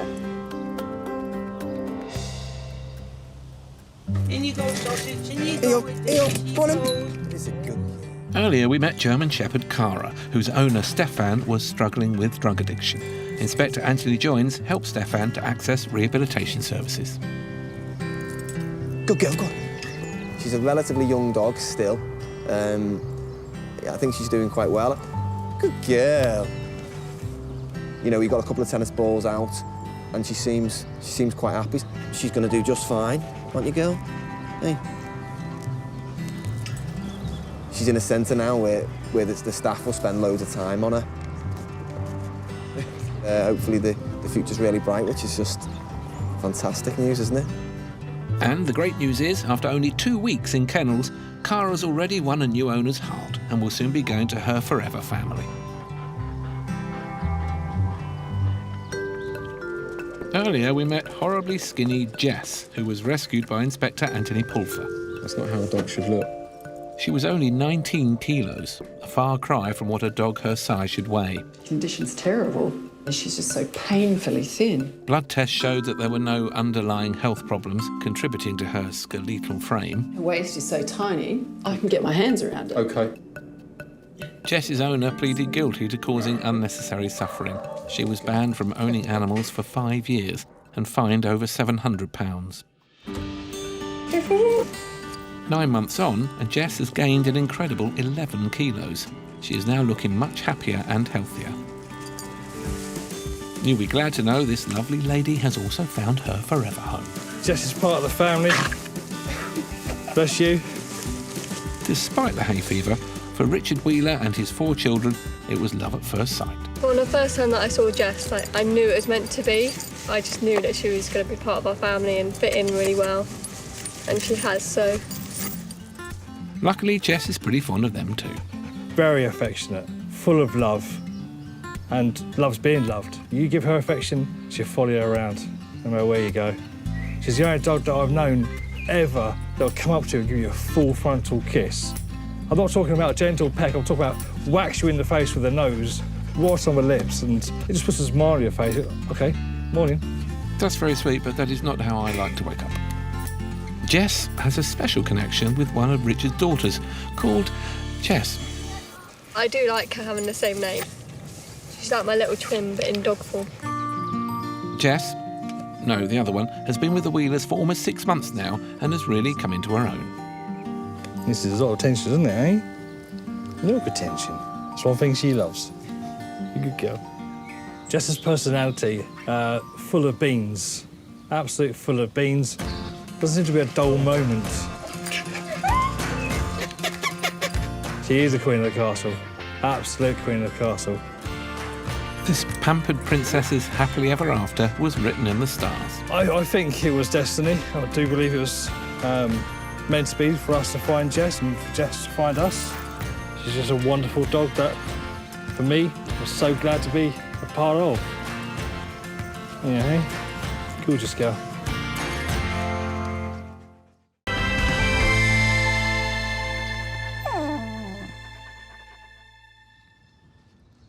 Hello and welcome to The Dog Rescuers. Today we've got an incredible rescue with a heartbreaking conclusion, and I'm going to bring you a litter of some of the cutest puppies we've seen on the series. We're also going to be looking at a really big issue, breed-specific legislation, and how it's affected a much misunderstood type of dog, pit bulls. This is Graham. That's his actual name. Graham, say something. I like cats. Coming up, Inspector Hershey Bowl joins the police to save 3 dogs from an abusive owner. He's seen literally choking one of the dogs, holding it by the neck, and then slamming it to the ground and then punching it. But when she realises the dogs might be pit bulls, their fate hangs in the balance. I knew that these were dogs that I may well be able to rescue, but that may well not have a very good ending. We follow a litter of lurcher puppies as they are trained and socialised before finding new homes. From a young age, they need to experience as many new things as they can to help them grow up into confident, well-rounded dogs. And when 2-year-old Pomeranian Bruce gets stuck on a swampy island, Animal Welfare Officer Steve Wickham attempts a very watery rescue. A bit like international rescue it was. He just waded in. Shall we go walking? Come on. Come on.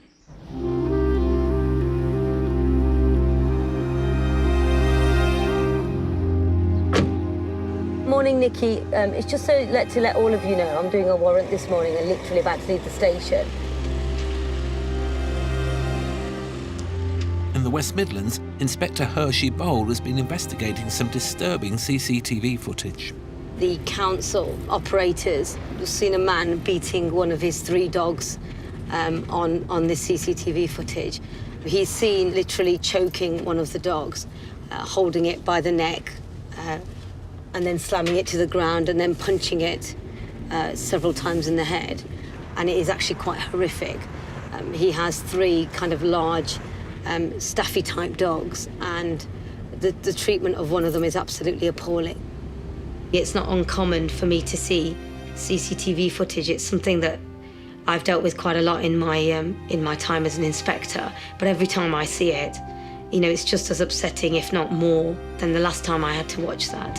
Hershey needs to remove the dogs from their owner as quickly as possible, but in cases like this, there is a strict process to follow. I got a certificate from the vet to say that the animals would have been suffering at the time of the offence. I've contacted the police and we've managed to get a warrant. So I'm now on my way with the police to basically enter the premises today and hopefully remove these 3 dogs and get them away from, you know, somebody who has been seen abusing them once and may well have done it before and, you know, may well do it again. The police joined the RSPCA on hundreds of raids last year. They will execute the search warrant, help remove the dogs, and if necessary, arrest the dog owner. Any job like this that you do, you're extremely anxious and adrenaline's going and, you know, you're kind of excited but also, you know, really nervous. I want them to be there and, you know, I want to make sure that, that it all goes to plan.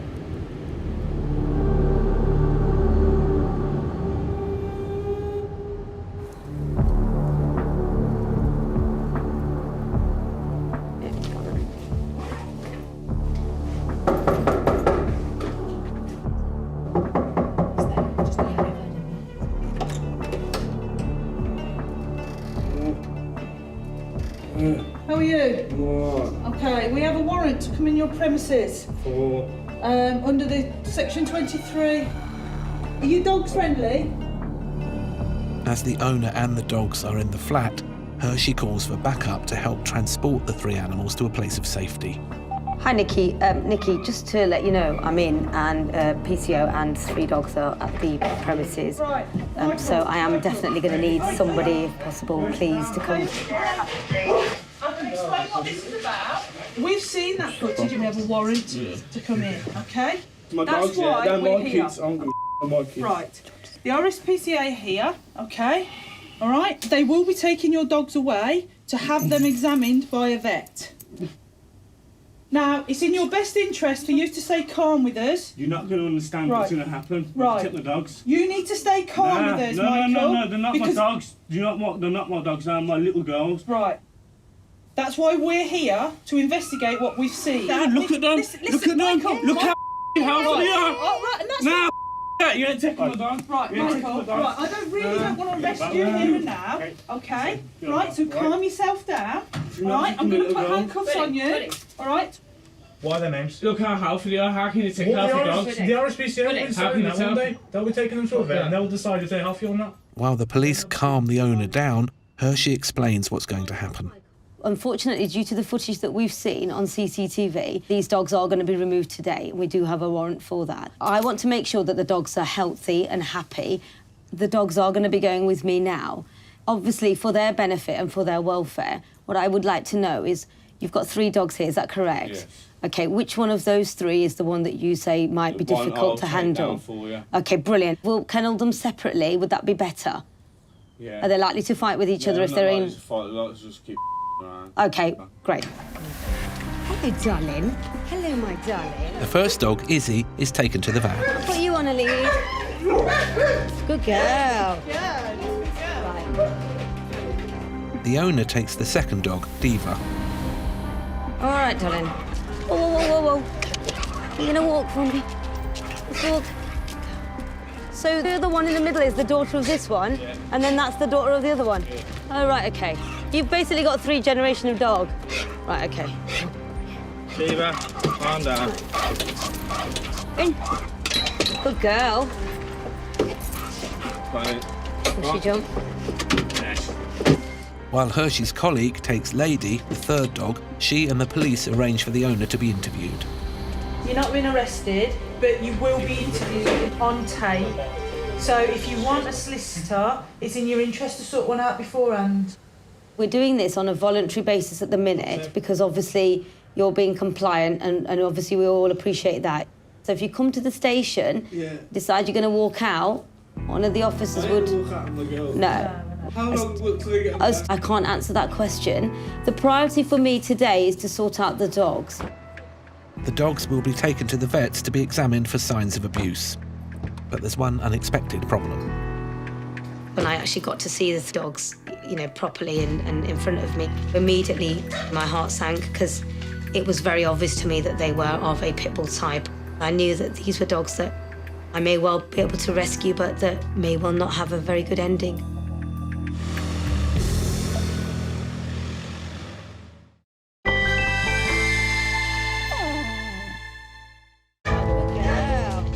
Hershey Bowl has taken 3 dogs from an owner caught on CCTV beating one of them. Although she has rescued them, she is concerned that they look like pit bulls. For the last 27 years, it's been illegal to own and sell pit bulls. If a dog is rescued and is suspected to be a pit bull terrier type, then it must be assessed by an expert. And if they determine the dog is a banned type, then it cannot be rehomed and it has to be put down. These are a Section 1 banned breed of dog. You can't rehome pit bulls in this country. So it was a real sort of conflict of interest. Before the dogs can be judged, they need to be checked for signs of abuse by vet Mark Barton. This is Izzy. The first one, Izzy, seems very scared.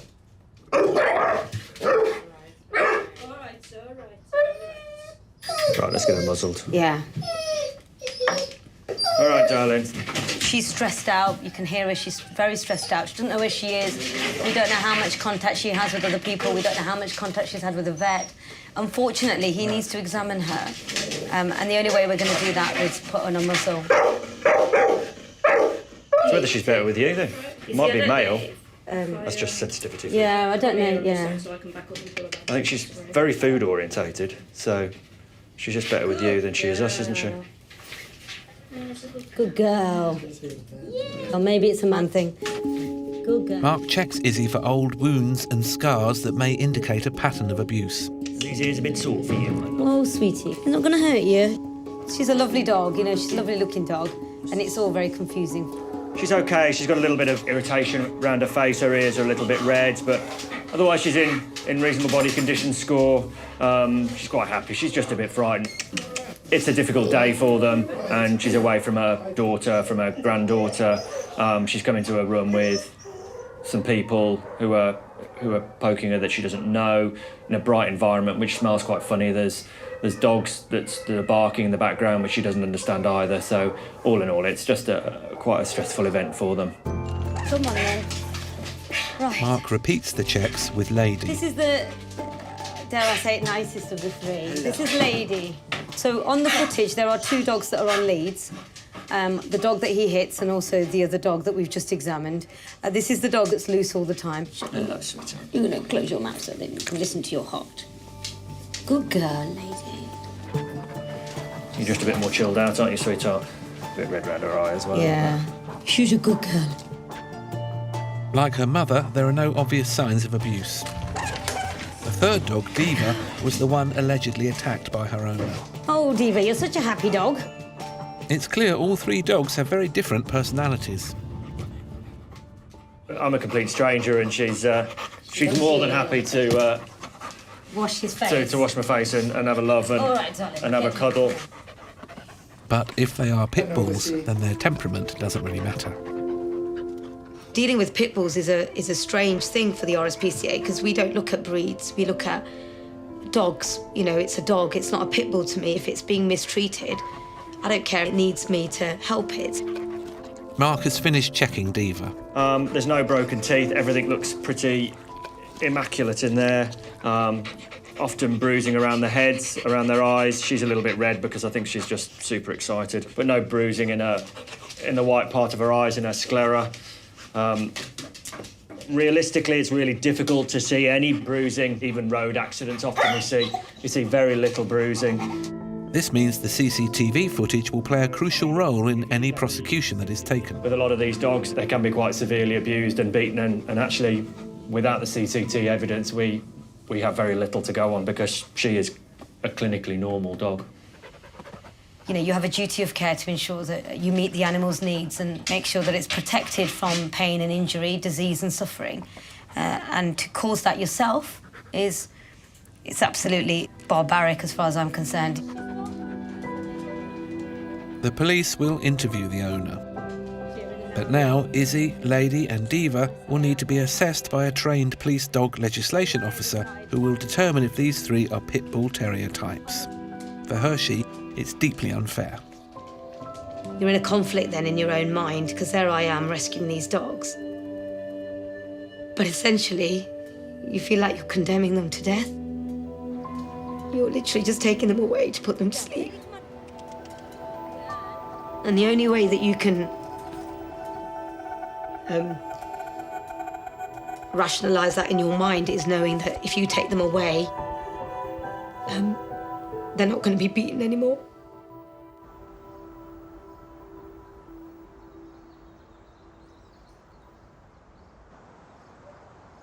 So that is a really terrible situation. I'm here with Sam Gaines, who's head of companion animals. Sam, why was the law introduced? So breed-specific legislation was introduced into the UK in 1991, and it became illegal to own certain types of dogs in the UK, and one of those was the pit bull terrier type. That was because it's believed that the pit bull terrier type is a naturally aggressive dog. However, what we know is that these types of dogs are no more likely to show aggression towards people than any other type of dog, and also there's no evidence to suggest that their bite style is unique or that they have an ability to cause more serious damage. So does the law work? The law was introduced basically to better protect public safety and was aimed at reducing dog bites, but actually between 2005 and 2015 we saw a 76% increase in the number of people that needed treatment for dog bites. What would you say to people who are quite frightened of pit bull terriers? Well, I can understand that because they, are big, strong dogs, but there are lots of other breeds that are big and strong. And yes, these dogs were traditionally bred for fighting. However, there's no robust evidence that suggests that these types of dogs are any more likely to be aggressive towards people than any other type of dog. What we do know is that aggression is a very complex behaviour, and whether or not a dog will learn to use aggression is going to be dependent upon how they've been bred, how they've been reared, and their lifetime experiences. And we also know from the research that breed is not a reliable predictor of risk of aggressive behaviour. Many leading animal charities and the British Veterinary Association argue that the way a suspected pit bull is identified is unfair. There is no DNA or genetics test, and the dog's parentage is not considered. It is based predominantly on how the dog looks. The assessor, usually a dog legislation officer, will compare the dog's physical characteristics and measurements to the published breed standard. If the dog matches a number of these traits, then it will be classed as a pit bull type. But assessors can interpret and apply the standards differently, so they can reach different decisions about whether a dog is of type or not. Animal charities argue this is subjective and unfair. Any dog which looks similar enough to the standard can be considered a pit bull, including some legal breeds and crossbreeds. And that can mean that happy dogs can be put down even though their behaviour poses no apparent risk to humans. But this assessment is one Diva, Izzy and Lady will have to face. I can't believe those healthy dogs might have to be put down. We'll be finding out a lot more about this controversial area later. Now, on to something lighter. A litter of lurchers left at Leybourne. Do you like that line? See what I did there? Gives you nothing. Nothing.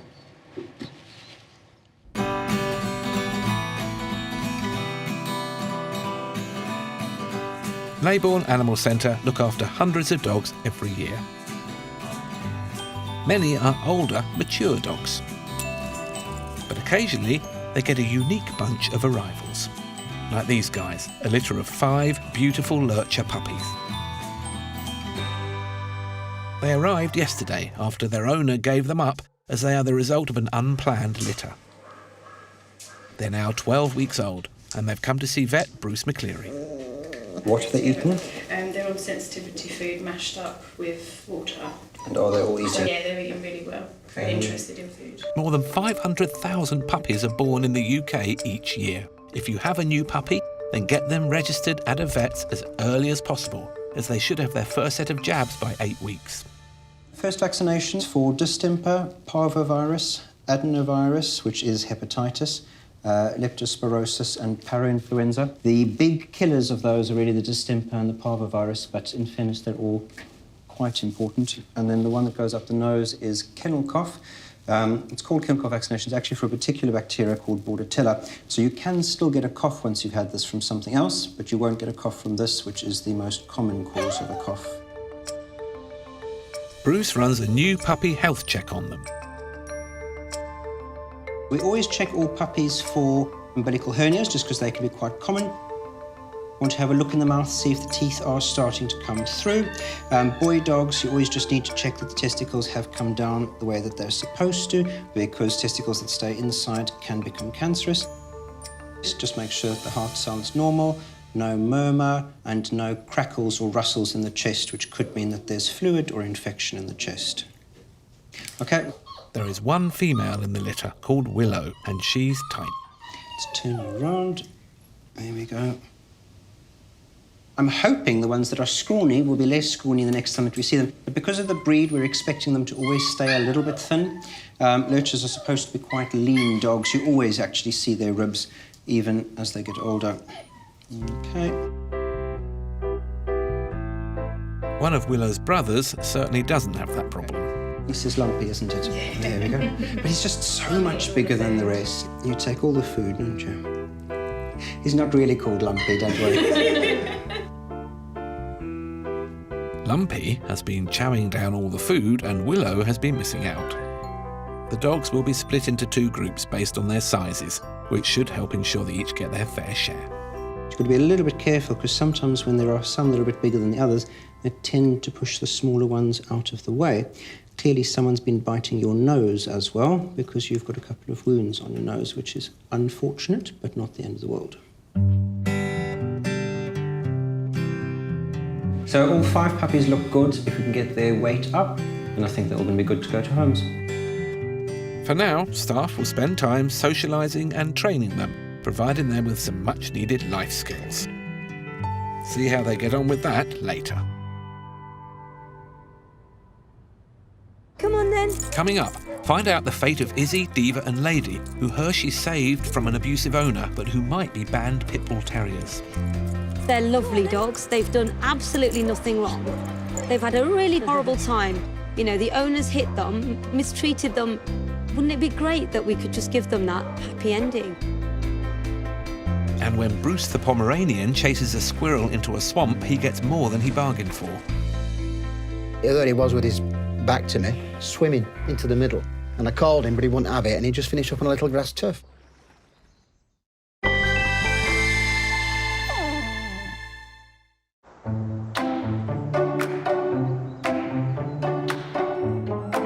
These 5 lurcher puppies were the result of an unplanned litter that their owner couldn't cope with.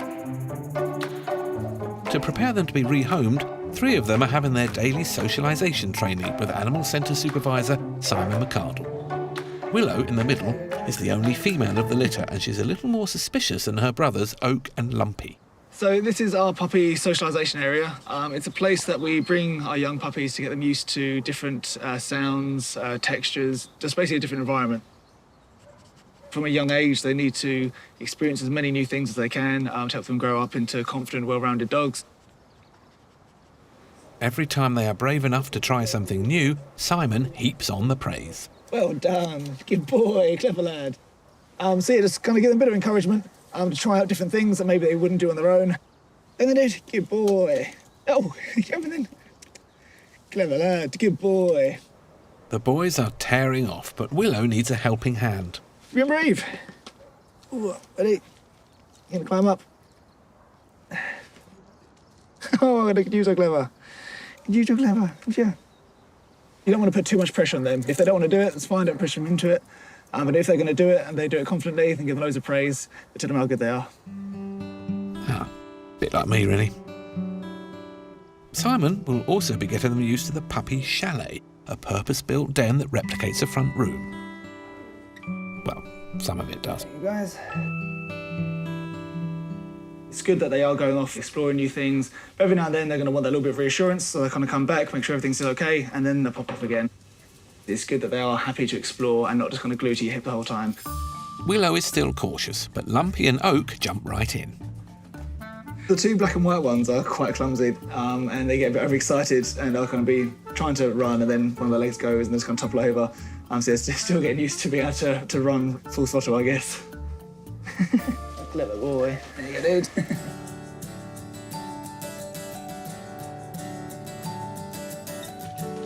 They're all taking it in stride, which is exactly what you want to see. You know, they're really enjoying themselves and they're taking all this new experiences in really confidently.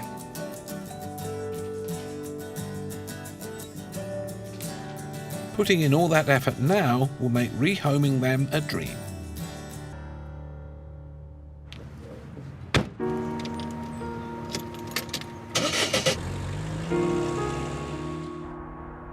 Six months ago, Hershey rescued 3 dogs from a home where the owner was caught on CCTV beating one of them. He's seen literally choking one of the dogs, holding it by the neck, and then slamming it to the ground and then punching it several times in the head. But when she took the dogs, she was concerned they might be pit bull types. Immediately, my heart sank because it was very obvious to me that they were of a pit bull type. I knew that these were dogs that I may well be able to rescue, but that may well not have a very good ending. And they haven't. The police dog legislation officer has classified them as pit bull types, and they are left with no choice but to put them to sleep. The whole 6 months I was dealing with that job, so they're sitting in kennels for 6 months, and I know that they're not even going to have a light at the end of the tunnel. They're going to end up being put to sleep. So to myself, I'm thinking, well, you've just put them on death row, literally, you know, and that's really difficult. And it's something I thought about almost on a daily basis throughout that time. Hershey has come to say goodbye to Izzy, Diva and Lady before they are euthanised tomorrow. Come on, good girl. Good girl. You good girl, lady. Come here, sweetheart, come here.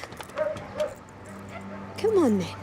They are strong and muscular animals, but that doesn't automatically mean they are aggressive. We are putting 3 healthy dogs to sleep, and we don't want to do that. You know, this isn't a decision that the RSPCA have made. This is a decision that's been made by the court. The law is that these dogs, because of what breed they are, have to be put to sleep. But they're lovely dogs. They've done absolutely nothing wrong. They've had a really horrible time. Wouldn't it be great that we could just give them that happy ending? And there is no happy ending here. Last year, The RSPCA had to put 81 band-type dogs to sleep because of the way they look. The police, council and other charities, who also had pit bulls in their kennels, would have to put to sleep hundreds more. Let me chuck it for you one last time. Give me your paw. Good girl. Go on. The government say dog attacks have horrific consequences and that they will take all steps to prevent them. The Act gives tough prison sentences to owners of dogs who are out of control and covers any type of dog that is dangerous. They say prohibiting types of dogs that are bred for fighting is critical to tackling the heightened risk they pose. But multiple animal charities and experts believe there is an alternative. Since 1991, there have been literally thousands of dogs that have been euthanized because of the way that they look, and that is just a huge issue. They're doing that because these dogs look a particular way, not because they pose greater risks to people. What's the solution, do you think? What we want to see is much better education around people and how to stay safe around dogs, but particularly targeting that at young children because we know that they are particularly vulnerable from being bitten. We also want to see better legislation and enforcement so that actually what you've got is early intervention measures that are preventative in approach so we can actually stop dog bites from happening. Well, thanks, Sam. All is not lost. There is a faint glimmer of hope. And that's because, in some circumstances, it is possible for a pit bull type to be exempt. Peanut, come on, girl. That's it. Here we go. Go have a nice walk. Which is what happened to Peanut. That's a good girl. You're a good girl, eh? You are. She's such a loving and carefree dog. In the morning, she greets every single day with the same happiness and the same bounce. She's always pleased to see you and always fills you with so much love and joy. She's beautiful. She was adopted by Julie Wainwright when she was just a puppy, but when she was 9 months old, she was officially identified to be a pit bull terrier type. She was just a good-natured dog, so because she was a pit bull type, that it didn't really make any difference because she got a wonderful temperament. Julie couldn't bear the thought of having to put Peanut down, so she decided to take her through the exemption process. This allows families to lawfully keep a band-type dog if they are a responsible owner and the dog doesn't pose a danger to the public. But there are strict conditions they must follow, including having special insurance, registering the dog with DEFRA, and making sure the dog is muzzled whenever they are in public places. She doesn't really like it, to be honest. She can tolerate it for about half an hour on a walk. If it's a hot day, she really does suffer. She finds it quite restrictive and she'll start bashing the side of her head or on the floor to take it off. Obviously, she's got to have it on all the time, and it's a shame because she's such a lovely dog and she's got a lovely temperament. Julie hires a local private field so Peanut can run around without needing to wear the muzzle. Good girl. She's on her own, it's all fenced off, secure, and she can just run around and play and get some of the energy out of her. I do find it frustrating because I want the best for Peanut. She's young and she likes playing, which she has to miss out on that. And she's such a dog that does like other dogs and would like to play with them, but all of that's taken away from her. More than 3,000 band-type dogs live with approved families, and the courts have exempted them on the grounds that they are not a danger to the public. And for many, that is proof enough that they aren't an inherently aggressive type. She's no different to any other dog, just needs help, love and affection. It's more people and press that make a big issue out of pit bull, and obviously how people train them, and unfortunately sometimes they fall into the wrong hands. All dogs have got teeth. It doesn't matter if they're big dogs, little dogs, and they can all bite, but the fact that the dogs have been taken off people and destroyed unnecessarily, I think it's absolutely horrendous. Horrendous for the dogs, and I think horrendous for the people as well, who absolutely love and adore these dogs. Here you go. Peanut has definitely made Julie's family complete. She's such a beautiful, loving girl. She brings just warmth to every single day. She's just so loving. Easy, go. Go, go.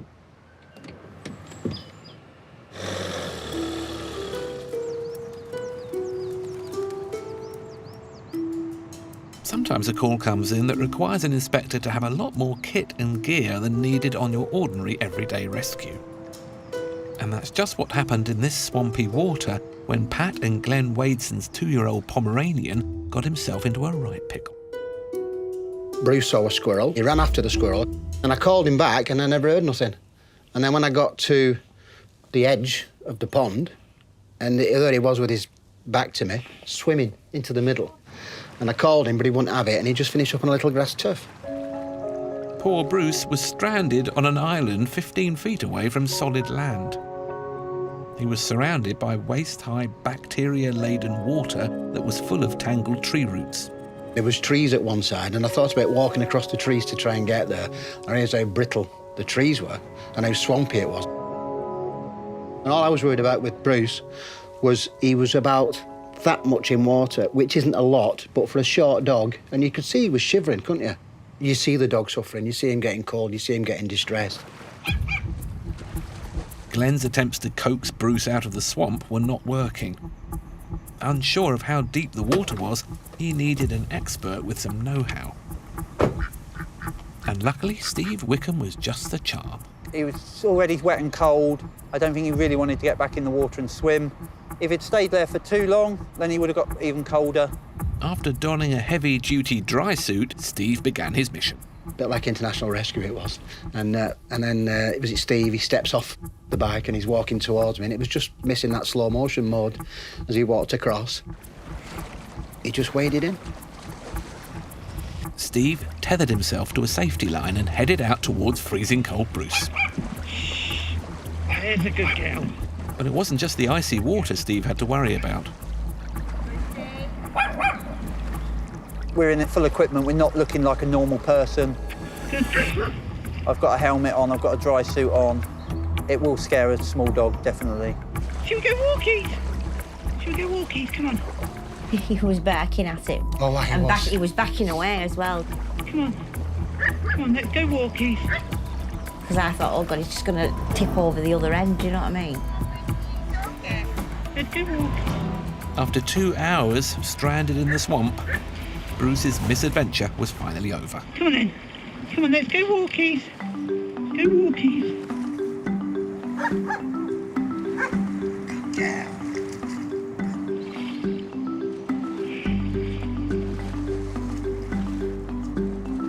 He's very happy to see his owners, quite shivery and cold, because he'd been out there for about 2 to 3 hours. And then all of a sudden he just started shaking. I thought, oh God, he's going to go into shock or something. So I just cuddled him up in his towel, kept him snuggled in, and he was all right. He was unscathed, if a little grubby. He was filthy when he got back. He's got it's almost like seaweed stuck to his fur. So we give him a good wash and he is clean. Swamp rat, aren't you? And Steve was a hero. Seeing what they've done for us, I mean, it seems like a big thing over nothing, but when I put the gravity into the depth of the water, him shivering 2 hours, it's a long time for a little dog, a long time for a little dog. And I don't know where we'd have been if they hadn't come out. Well, it's a good job they did. Coming up, find out how shy Willow and her siblings get on with their search to find new homes.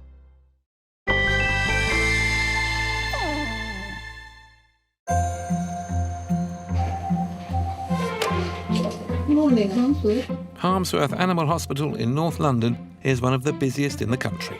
So let's have a look at you. They see all manner of dogs with all manner of ailments. For adults, sir. Today they are being visited by a little dog with a weighty problem.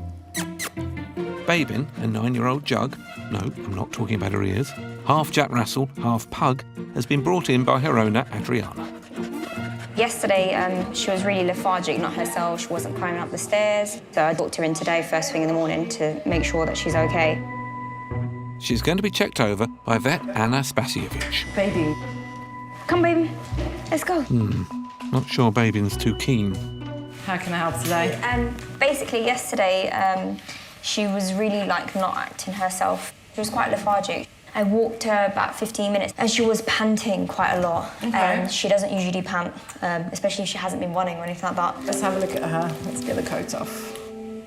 Has she eaten anything today? She is still eating. She certainly looks like she's still eating. Oh, right, little one. Vet Anna gives Babin a thorough MOT. All right, temperature is fine. Lovely. Heart sounds good. There's no murmur, nothing there. With other conditions ruled out, Vet Anna addresses the elephant in the room. No offence, baby. Let's check her weight if we could just pop her on there. Okay. She was 13.6 last time. 13.7 we've got. Oh, she's gone bigger. Looks like someone's been eating a few too many biscuits, and Anna thinks Babym's weight may be the root of her problems. She's got such tiny little skinny legs. The more weight on those joints, the more discomfort that they get older, so... I mean, I don't know why she's gained the 100 grams, to be honest. Any ideas, Babym? Sausages. Yeah, I thought you might say that. Try and reduce the amount that you give a little bit more. Okay. No treats at all while you're trying the weight loss. Yeah. Don't worry, Babym. I'm sure the new diet won't be too harsh. She can have things like raw carrots. A lot of dogs love that, and it goes straight through, so... Not sure that's what Babym had in mind. To stop your dog piling on unhealthy pounds, your vet can advise on recommended portion size and, of course, go easy on those treats. Thank you very much. No problem. Okay, take care. Bye. No worries. Bye-bye. Giving them a piece of chicken is like us having a huge burger, and then if they get that 2-3 times a day, then they just balloon up. It's hard to be strict with little dogs. So for Babym, it's a crunchy, carroty few months ahead. Thank you. If she can shift those excess pounds, she will be much happier and facing a fitter, healthier future. Let's go home. Hershey has now completed her investigation into the dog beating case. The owner was found guilty of causing unnecessary suffering to animals and illegal possession of a banned type. He was disqualified from keeping animals for 5 years and ordered to pay £300 in court costs. Diva, Izzy and Lady were put to sleep.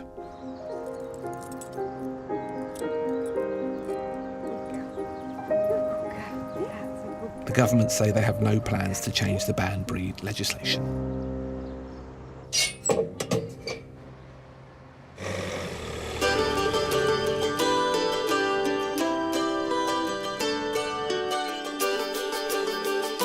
It's been 3 months since the lurcher litter arrived at Leybourne Animal Centre. The only female, Willow, quickly found a new forever home with Kate Grimes. Do you recognise this place? Do ya? We saw her on the website and she's just beautiful. And when we got to the centre and saw her, we couldn't believe how tiny she was. She was so small. She was the size of a shoe and she was incredibly thin. But still very friendly, very sociable. She's a very friendly, sociable dog. Willow immediately became best buddies with Kate's other dog, Poppy. The two of them have become inseparable almost straight away. They cuddle together on the sofa and groom each other. They'll play tug of war together. Even when Willow was really tiny, Poppy was very gentle and would never pull too hard. And all the toys are in pieces now because they've pulled them apart. Since coming to live with Kate, Willow has gone through a huge growth spurt. My goodness, she's wanting to eat all the time. She gobbles her food when she gets it. You can see she's had to fight for survival. She's tripled in weight in about 6 weeks. Really good. She's still a bit thin though. She's grown much taller. And I think that's where the energy of growing has gone. Come on, sweetie, come on. The minute she sees someone, she's wagging her tail. I couldn't imagine life without her now. She's a lovely, sociable, cuddly, as you can see, easy dog to look after. Come on then, let's go. Today, they are off on a special trip back to Leybourne. And she's going to have a reunion with her brothers. And I'll be really interested to see them, see how much they've grown, and to see if they all remember each other and all play together. I'm really looking forward to it.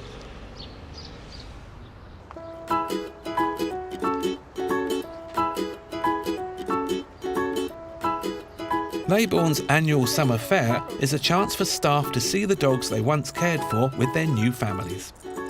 Come on, sweetie. Good girl. Willow, come on. Look, come see your brothers. Oh my goodness, they all look the same, don't they? And Simon, who looked after and trained them from when they first arrived, is thrilled to see them. They all look amazing, don't they? I can't believe how much they've all grown so quickly. I know. And Jay, beautiful. Look at you. Look at the size of it. It's good to see them all out so confident as well. You know, there's so much going on, but they're all so happy, aren't they? It's brilliant to see how well they've done. Hello. Yeah. It was really nice to see them together, actually. All 5 dogs were rehomed in the same week. I was really worried about him destroying the house. Yeah. And he's been fairly good, to be honest. He Yeah, that's brilliant, hasn't yeah. done hardly any damage. That's good. Probably shows that you're keeping him busy, you're doing all the right things with him, you know, so yeah, he's obviously very, very happy. Yeah, he does like a cuddle. This is Willow's brother, Rowan. But Rowan was considerably bigger than Willow when they're in, but now Twist, Yeah, they're she's pretty catching much up, the same isn't she? size. Yeah, She's just a there's bit not a lot of difference bonier. between them. Yeah, as puppies, there was such a big difference between them. But you know, they're looking very similar now. Rowan's going through that teenage phase. We're trying to sort of get him to sleep in his bed, but he just wants to sleep on the sofa. Yeah, you can't get these dogs to sleep in their bed. No, I've noticed that. Yeah, it's become a little bit of a battle of wills, but I come down every morning, he's stretched out on the sofa, on his back, so...